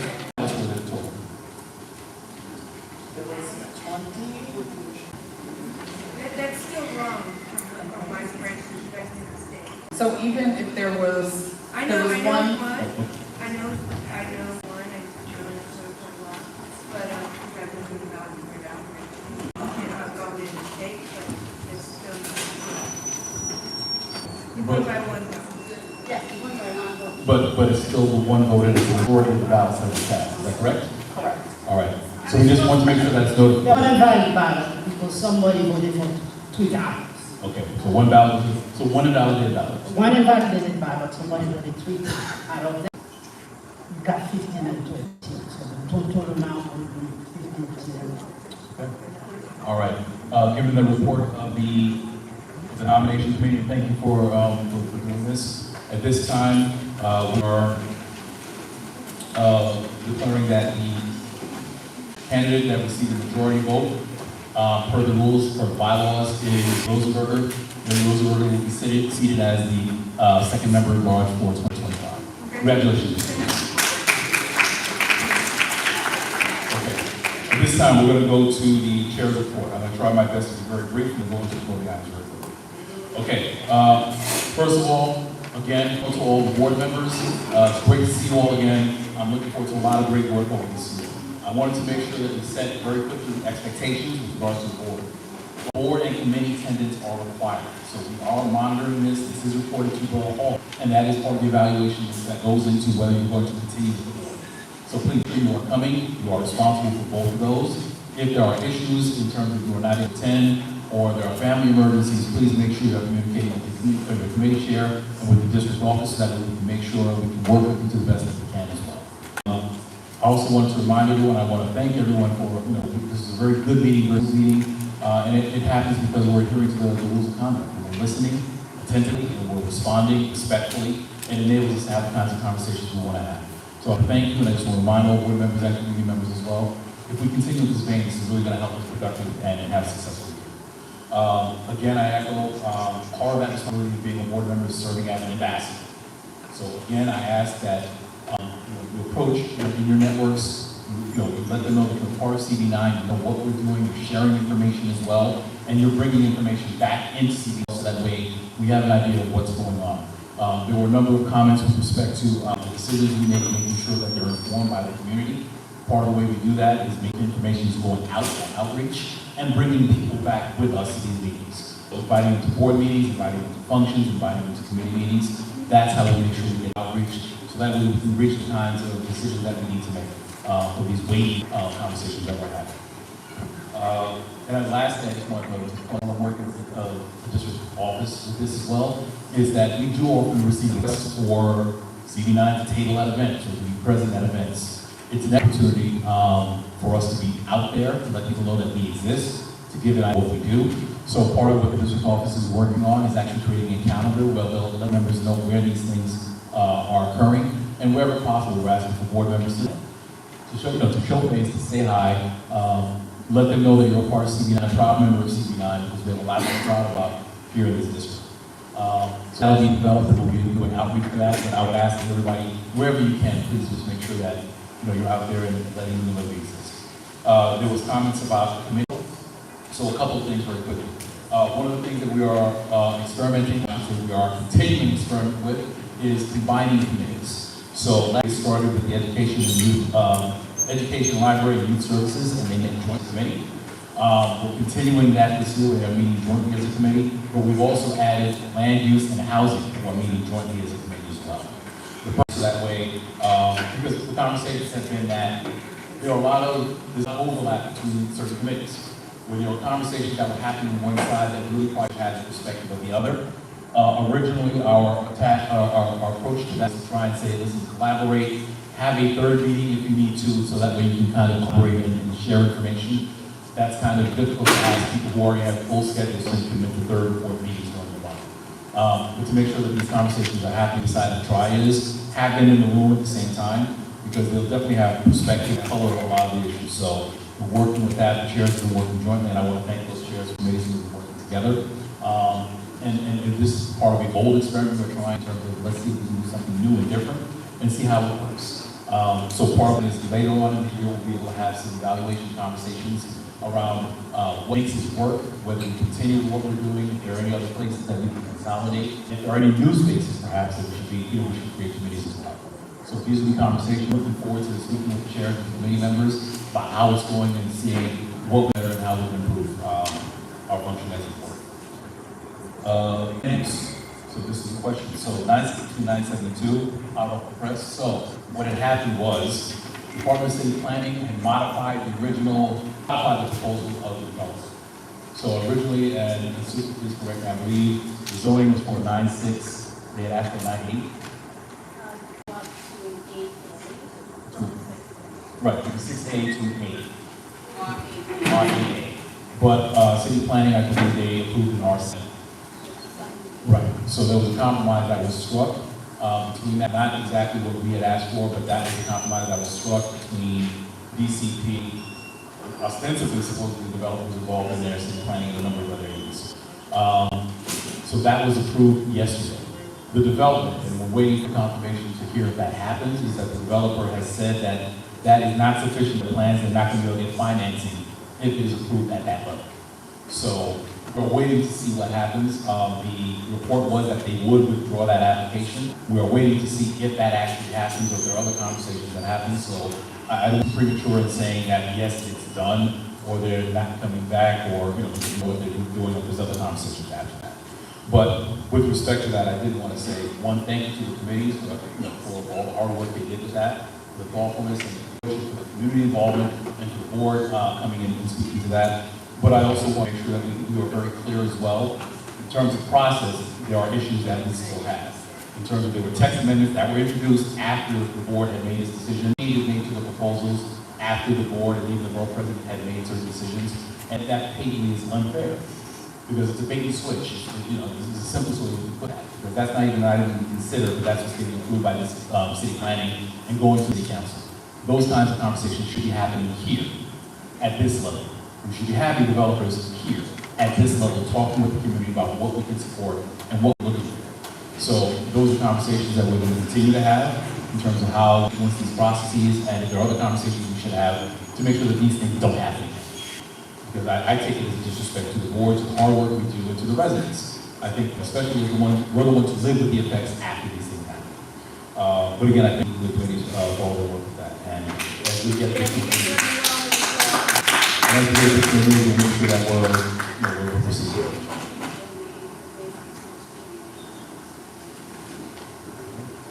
No from the land use chair, and there are continuing issues that are communicated with BBG as well. So these conversations are not going away. We do have City of Yes, which is waiting as well, and that presents a whole number of other issues that we've already discussed in our committee as well. So we need to make sure that we are staying on top of the issues and making sure that we are advocating and being advocated as well. Okay, thank you very much. Next, the district manager already mentioned it. So we're having a community engagement and needs assessment workshop that's happening on Thursday. Currently planning for St. Francis School for the Deaf. If that, please make sure that Mr. District Manager, I would ask Dante, if there's a change in that, make sure we update that on the board calendar. That might be the easiest way to make sure that's communicated. In addition, go to the calendar and update that information will come as well. This is seen opportunity for two things. One, the needs assessment is something that we are mandated by the to develop, and that basically is our statement of what our priorities are, what we need in the district. So we want to make sure that we take this opportunity to really cast a wide net to understand what the priorities are for this district. Again, tell a friend, send it to all your networks, let them know. The piece of that is we want to do the acute community engagement piece. And the vision is that we're going to have all of our functional unit committees. We want to have boards where people talk about what the issues are, what the agenda should be for the district. This will inform us, so as the committees are meeting in full, now the committees met this month, with the expectations they will all be meeting by next month, but they'll be able to take this document with them as they're developing the agendas for what they're going to be doing for the year as well. And by that same token, this also helps the district office understand if there are services that are lacking, that are not being provided consistently, and it gives them that information so that we can hopefully be more effective. Two last things. I'll hopefully be quick, but I think they're very important. Downstate. So we've already heard about Downstate Hospital. Last year, there was a whole development where they were trying to shutter Downstate. They were trying to downsize it to basically urgent care. There was a budget negotiation that happened, so there was legislation that was passed that paid past dues, but it also established an advisory board that is supposed to have a conversation with respect to Downstate. CB9, in conjunction with C17, have been working very closely because we feel it's very important to have community engagement, because that was absolutely lacking in the last program. So we have extended an invitation to CB7. We're working right now trying to organize a town hall so that we can talk as a community about what we believe the priorities are for Downstate. What we believe should be offered, what the vision for Downstate. So we are having those communications. Please make sure you get your emails. That's just as another note, please make sure you check in your communications because there's going to be a flood of issues. So if you need to, it might even be advisable to set a separate email, just receive messages because you will get a ton of information. But we definitely want to make sure that we're communicating and we're working lockstep with our sisters and community board as well. Last but not least, to discuss the West Indian American Day Carnival. In the book, maybe one of the conversations we did have was about following up with that. We understand there was a regrettable loss of life at this year's parade, and unfortunately, we've heard way too often.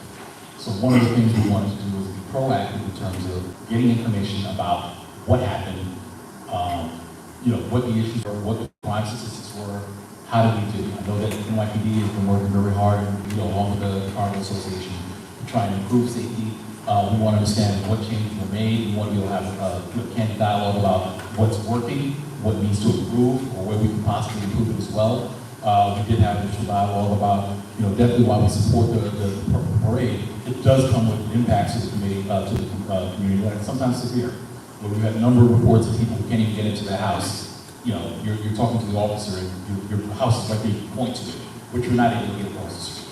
So we want to make sure we're having these conversations where we'll follow up, and hopefully we can improve as we go along as well in terms of making sure that it can coexist and be more harmonious with the district as well. We want to support, but we also want to make sure that our own residents are not overly inconvenienced by this as well.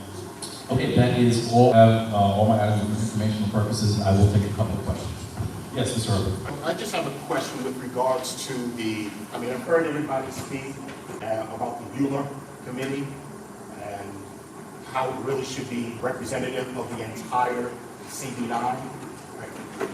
I can just say that I may be a little biased, but I'm worried about a 33,000 square foot piece of property that's right next to me. And there's not really the representation that's there. And everybody in my neighborhood is very clear about what may go there, what may not go there, in addition to what's happening at 73 Midwood Street, where, now I think I locked up the DOB and try to figure out, hey, why did I miss this? And there's other things that I found, like tracked in the same architect. He's done that in other places. So I know we said that, yes, we're going to do our best in order to make sure that we encompass everybody within the Bueller Committee, but how are we going to do that? That's what I want to know. What plan? I haven't heard that. How are we going to go about to do that? What is this? That's ultimately, I think, the thing that's going to happen. This is where we really need to bring people. And just going back to the original report about the committee and the data. Right. The committee, when I make up the committees, I'm looking at it from the perspective of making sure there is diversity of talent, experience, to the extent we can, geography, between gender and different things in that aspect. It's more art and science, and it's not always work ratios. So, but to that point, my job as the chair is at least in that initial is to try and put a team on the field that is going to win, that has the knowledge, that has the experience, and has the expertise to do the things that it needs to do. With that being said, and I think this is for everybody, we don't know what we don't know, and they don't know what they don't know as well, which is why it's important for members of the community to also come and inform us. I want it to be a matter of, there's a distinction between if you go to a committee and you're not a member, you have no voice and you can't speak.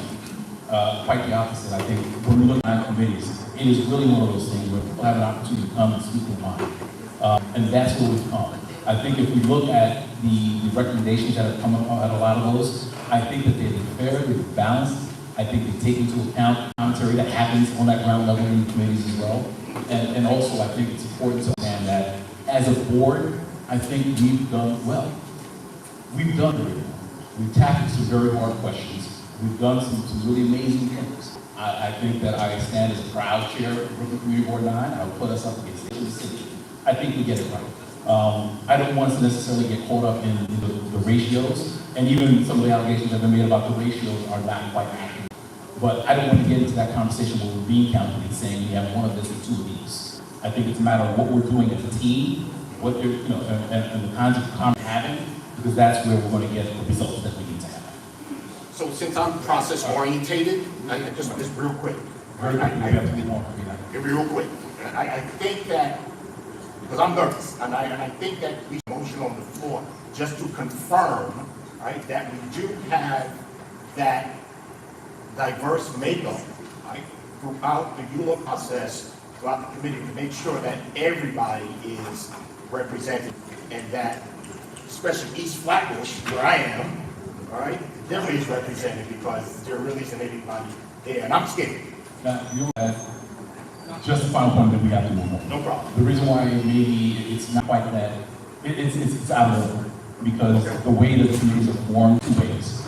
It's one, they are formed by the chair initially, so that is responsibility, and I stand up to that, and I will stand behind everything I do with that. Additionally, the committee chairs have the ability to say, you know what, I need some extra hitters on my team, and they can do well. So the committee chairs are also empowered to do this. With that being said, the only caution I would give is to make sure that people who are coming are committed to the district whole, instead of just saying, I got one thing that I'm champion and that's it, and everything else began. I want to make sure that they're also not building these super committees, because I've seen it in the past. In CD9, we have 30 members, and all of a sudden you can't even get a quorum. So that's the balancing act we always want to have, right? But to the point, that's how the bylaws spell that those committees are done, discretion of the chair and the committee chairs. All right, but we do need to move. We're in business session. We're in business session. There is no motion on the floor. It's not in order. All right, Ms. Westerdahl, we'll see you. Who else? Understood. We're gonna move on. Ms. Westerdahl, your question. Ms. Russello, your question.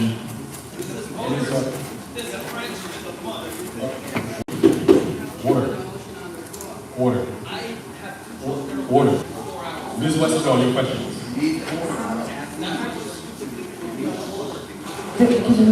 Yes. Okay, there's a floor? It's not in. Okay, so I am wondering, I understand why youth and education were combined.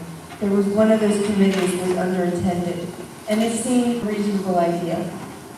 However, seeing housing and your combined, like there was no notification given, I think that's something we should decide as a, there's a lot of people on those different committees doing different work that's very important. Housing is a very important committee. So as you're looking, but just to combine them and understand the people that came from housing to that meeting were very surprised that happened there. Chair wasn't there, they were put into that meeting, they thought they were meeting in front, they were in the back. I looked at the attendance record. The attendance record has them as guests.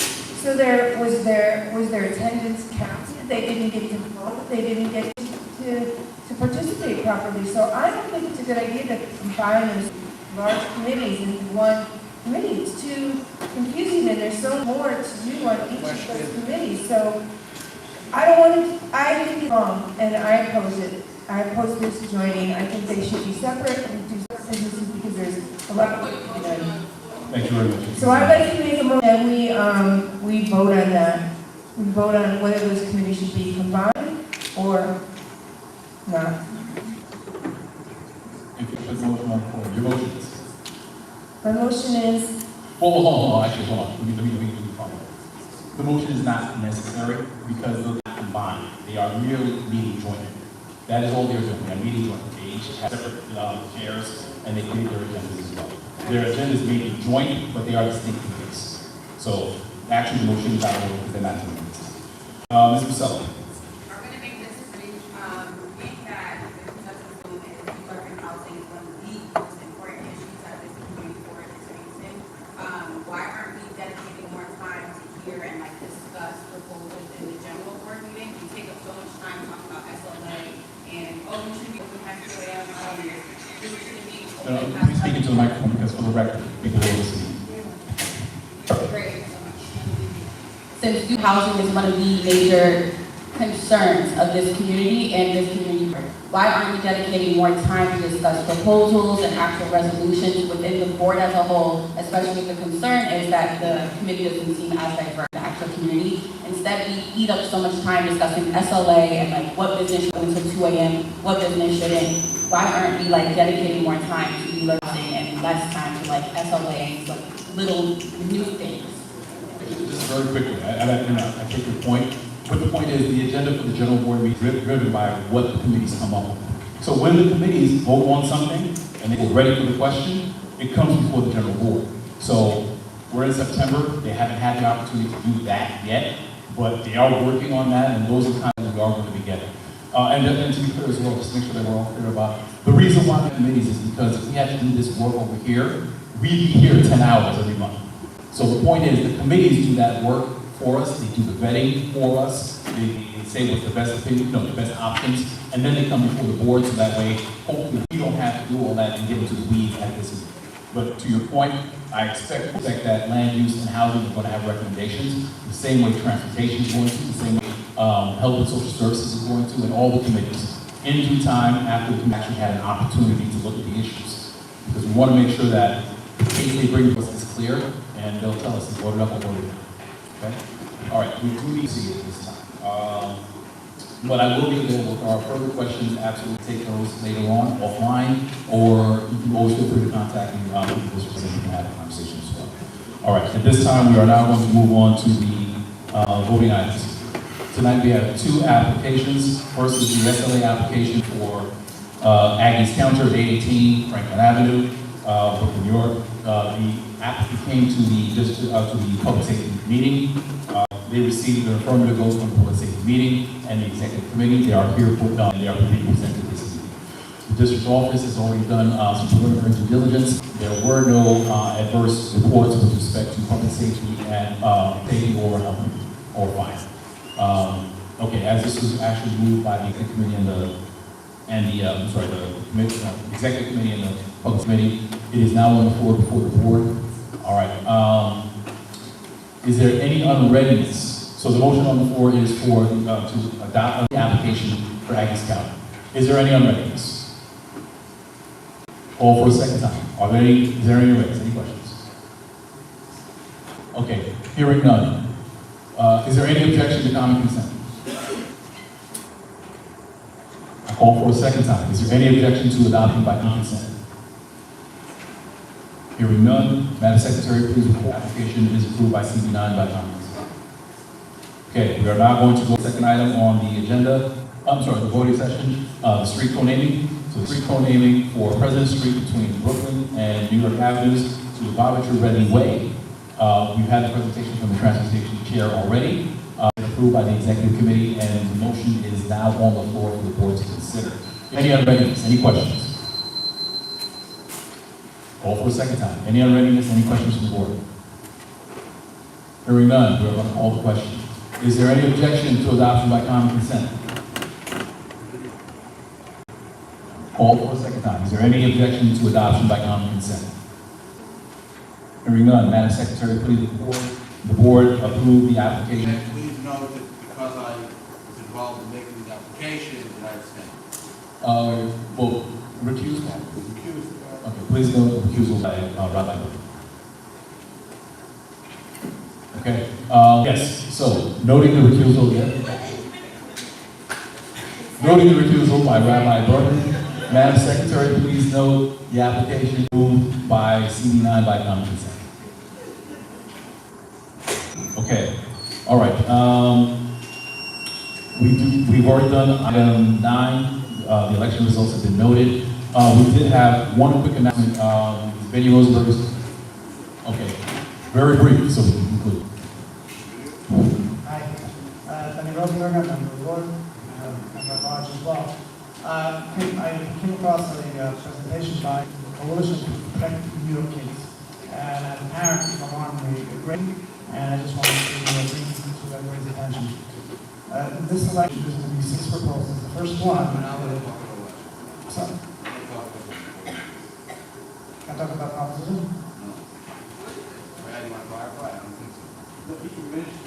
Can't tell us how to vote. Right. I'm not telling you how to vote, I just want to bring everybody's attention to it.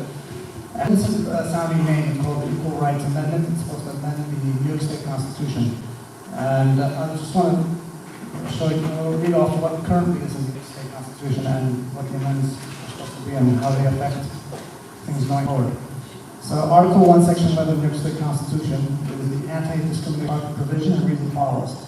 No person shall, because of race, color, creed, or religion, be subjected to any discrimination in his or her civil rights by any other person, by any firm, corporation, or institution, or by the state or any agency or subdivision of the state. Now, what they want to do is they want to add more categories. I mean, I think that covers most issues. They want to add age, sex, gender identity, gender expression, and reproductive health care and autonomy.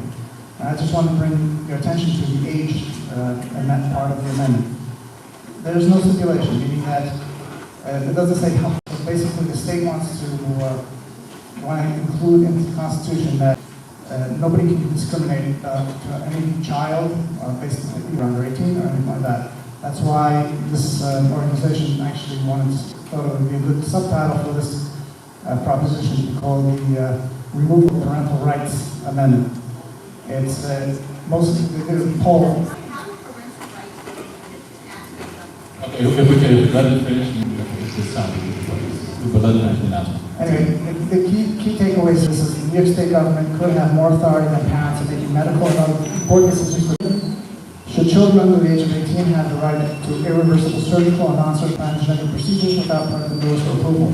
The amendment could legalize on-demand legal abortion or abortion without restrictions during the second and third trimester of pregnancy, including for minors. I'm sorry?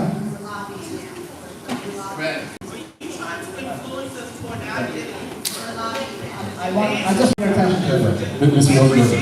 Mr. Rosenberg. Anyway, fine, I'll end here. For more information, please go to visit the Protect New York Kids. We need to do order. He's going to finish his point and then we're going to continue. All right. Finish. For more information, please just go over there and educate yourself on what this proposition really means.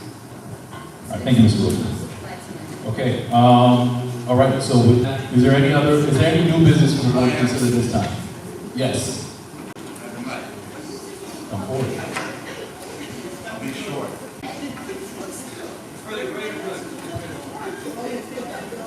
I make a motion that the district manager's report, the treasurer's report, and the chair's report be submitted in writing 5 days before the meeting, and we limit the presentation to 3 minutes at the actual meeting.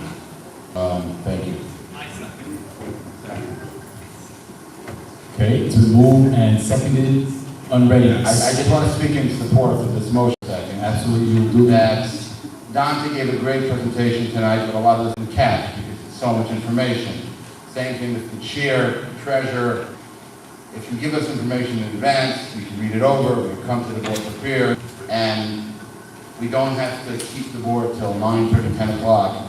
When this information is put on paper, you can read it, we're all responsible, we're all volunteers here, we're all capable of reading the report, and if the chair has 3 minutes, we'll have an opportunity to question, and nothing will get past us.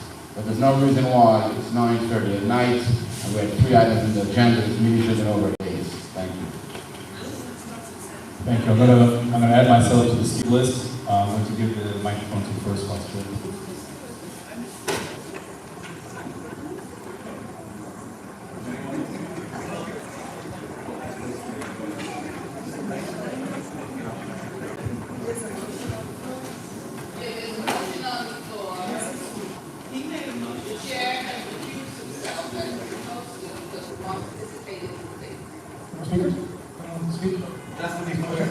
Clarify that people can speak in support, against, and ask clarification. That's the limits of a motion.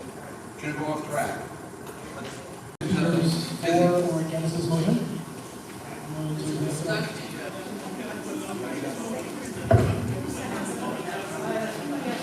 Also, for record, who seconded the motion?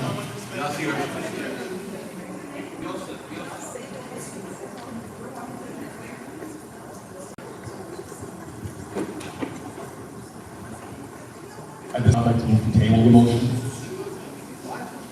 Moving to table the motion. I think there's more conversation that should happen. The motion is on the floor, I can speak, but I can actually make a motion. I have already relinquished the chair to the first vice chair. So, I am, Ms. Boyd. I'll get it gavel.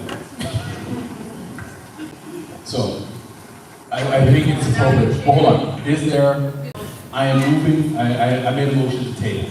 Is there a second? Or is there a wish to second? I'm sorry?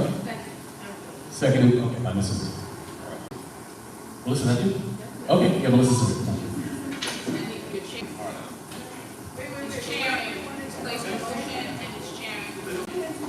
I am not chairing. The first vice chair is not speaking. The first vice chair is the chair right now. I already, as I had the speaker, and as I had the microphone, I made a motion to table, which has been seconded by Melissa Spear. Fred, one clarification. If the limit to you the chair, can you make a motion to close? No. It's not on. You're the chair. I'm asking to limit you to 3 minutes and require you to submit a report 5 days before. I'm not sure. I don't know. Maybe you can, maybe you can't. I don't know. I would think an argument could be made you cannot make. And what I'm saying is, it's kind of ironic because given the time we want to have this debate right now. Well, hold on. It's moved. Listen, it's moved in second. Let me speak on the motion and then we can figure out what we're going to do after. So, the motion on the floor is tabled. Thank you very quickly. I'm not even necessarily saying I disagree. I'm not saying it's something that we can't think of or discuss. I think it's premature to do it at this time because it unnecessarily limits us and boxes in something we haven't had an opportunity. So the point being, this is a conference. I am in the middle of speaking. I have the floor. I have the floor. I have the floor. Thank you.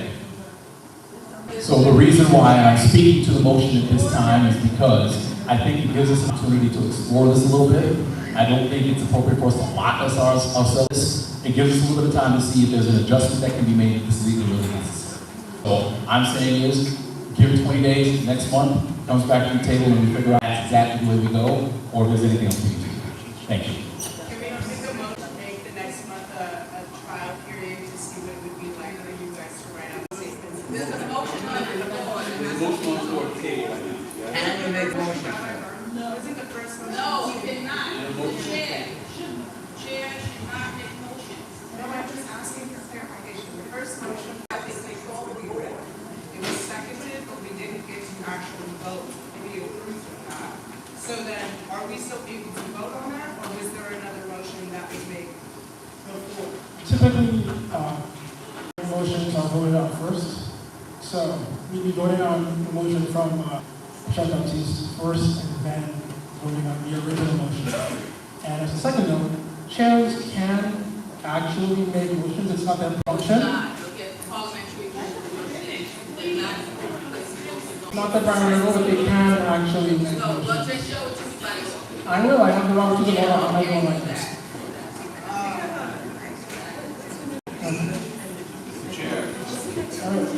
Is there any more comments or questions? Can we not make another motion to amend? Can we make another motion to amend? The motion to table is in the amendment. Chair. I have 2 points. Chair, we had 4 years to figure this out, and I don't agree that we're locked in. Next month, we could just undo it, the vote, or in 2 months. It's not true that once we do this, we're locked in. The second thing, I'm asking the acting chair to clarify, and I don't know the answer to this question again. Can somebody who's directly affected by a motion make a motion to table that motion? Can the chair, which will be limited to 3 minutes, make a motion to table the motion to limit? I don't know. Can you please clarify that? The order and the original motion is back on the table. I don't know. Bottom line is, good citizens don't want to attend these meetings, they're so long. It's just not fair. The community board, well, let's start out the door. Why can't we let here? It's ridiculous. Okay, one more question here, and Can you clarify whether it's in order, please, Mr. Chair? I'm not sure I can talk about right now.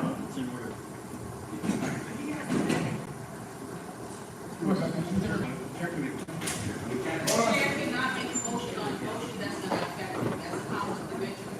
Pay attention. No. It's the rule, not the person. It does. For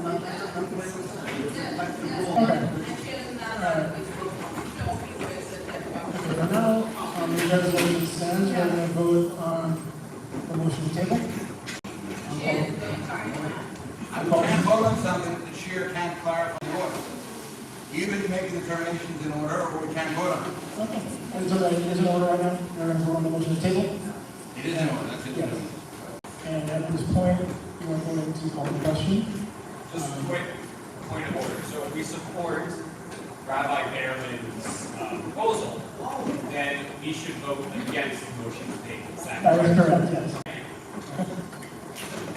Yes. All in favor of the motion to table, say aye. Aye. Now, all against, please raise your hand and state your name for the record.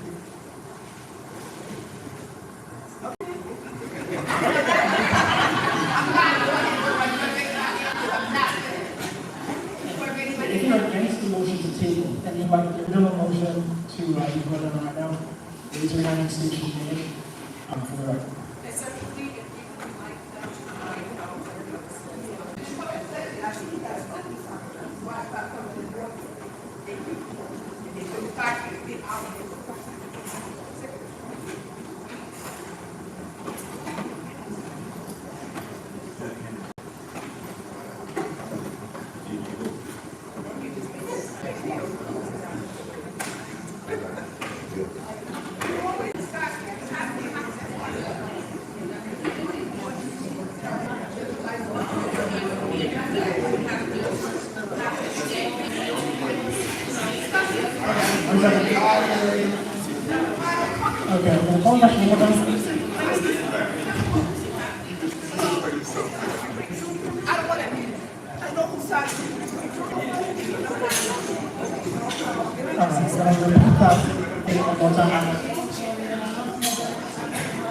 All right, all those against the motion to table, please state your name for the record.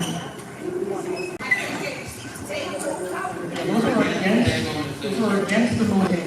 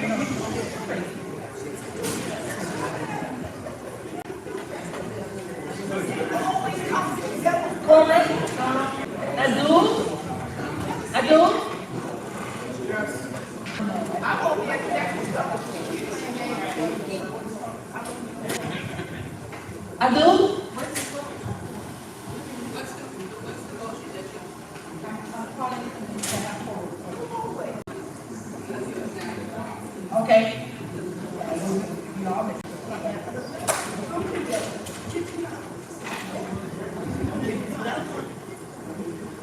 Okay, does everybody listen? I'm going to call your name. I'm going to call your name. If you are present, you will say for or against. So I make it for, quorum, and for. The table, what table? For or against. Adu? You want it to table or not table? Yes. What are we? Tabling the first motion, which was for the 3 minute. 3 minutes. Like there's a motion on the floor, a 3 minute rule, and now there's another motion to table that first motion. I thought you were chairing over there,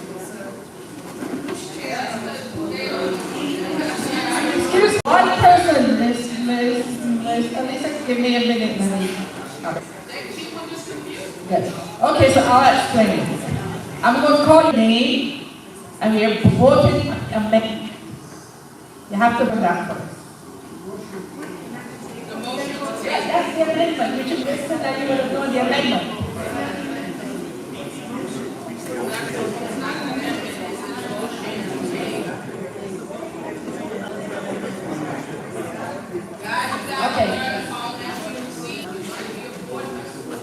Okay, we voted yes or no on the motion table, the original motion. So I'll call your name. Adu? Yes. Yes to table? Yes. Nicholas? Yes. Rabba? Kat? Suki? Kendall? Eve? Keep going. So?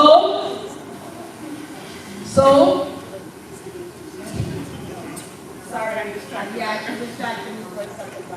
Max? Roland Davidson? No. Lisa Etienne? Bishop Gonzalez? Yes. Shana Lee? Yes. Rod Herbert? Yes. Newsom? Volney Joseph?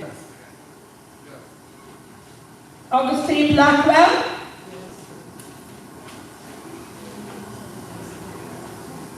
Rachel Lamari? Minor Labote? Francisco Leopold?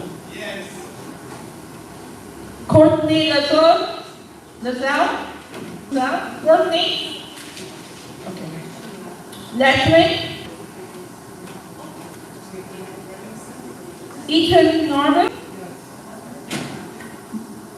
Danzel? Yankee Pearson? Yunella Roan Perry? Denise Robertson? Vinnie? Melissa Samir? Bakari Kania? Joshua Thomas Serrano? Yes. Linda Watson Lord? Yes. Teresa Estadal?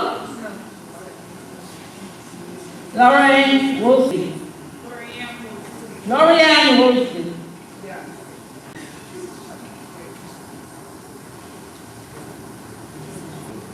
Anybody who didn't hear their names? So I did not forget anybody's. Okay, 1 minute. Okay, so as waiting for the results of the vote to be tabulated, very quick note. This is exactly what we're trying to avoid. Last minute things that jump in front of the board during new business. If we had a conversation, it's going to be taken care of. So the only thing I would say is for board members, let's be considerate of that. New business should really be for things that are coming up to discuss, but not necessarily that we're going to have a full discussion and do it right here. And again, one of the reason why the spirit of this is that you come once a month, you only get to one board meeting. So this is the opportunity for us to make sure everybody gets everything. Again, we also need to remember that we have an audience who is not here, who don't necessarily get the documents, which is the reason why we make sure that they can get informed of this as well. But absolutely, we thank everybody who's making the sacrifice to be here. We thank everyone who's still on, watching CD9 meetings until 10 o'clock. But this is the work, and this is the reason why we really value those members, and the resident members, and the committee members who come out to these, who know it's an investment of their time. So, yes, that's Secretary Redmond. The vote, 27 yeses, 2 no. 27 yes, 2 no. So the motion is tabled. We will bring, it can be raised by a vote of the board next month. We'll add it to the agenda, and we can consider it. And in the meantime, we are always exploring ways to try and move it along. But I think the one thing I would say is, everyone come prepared, make sure we're listening, get the information, and make sure we're focused. With that, we have completed our agenda. We will now adjourn. Please note the time as 9:39 p.m. 10-year executive board meetings. Thank you, everyone, and looking forward to working with everyone in the society.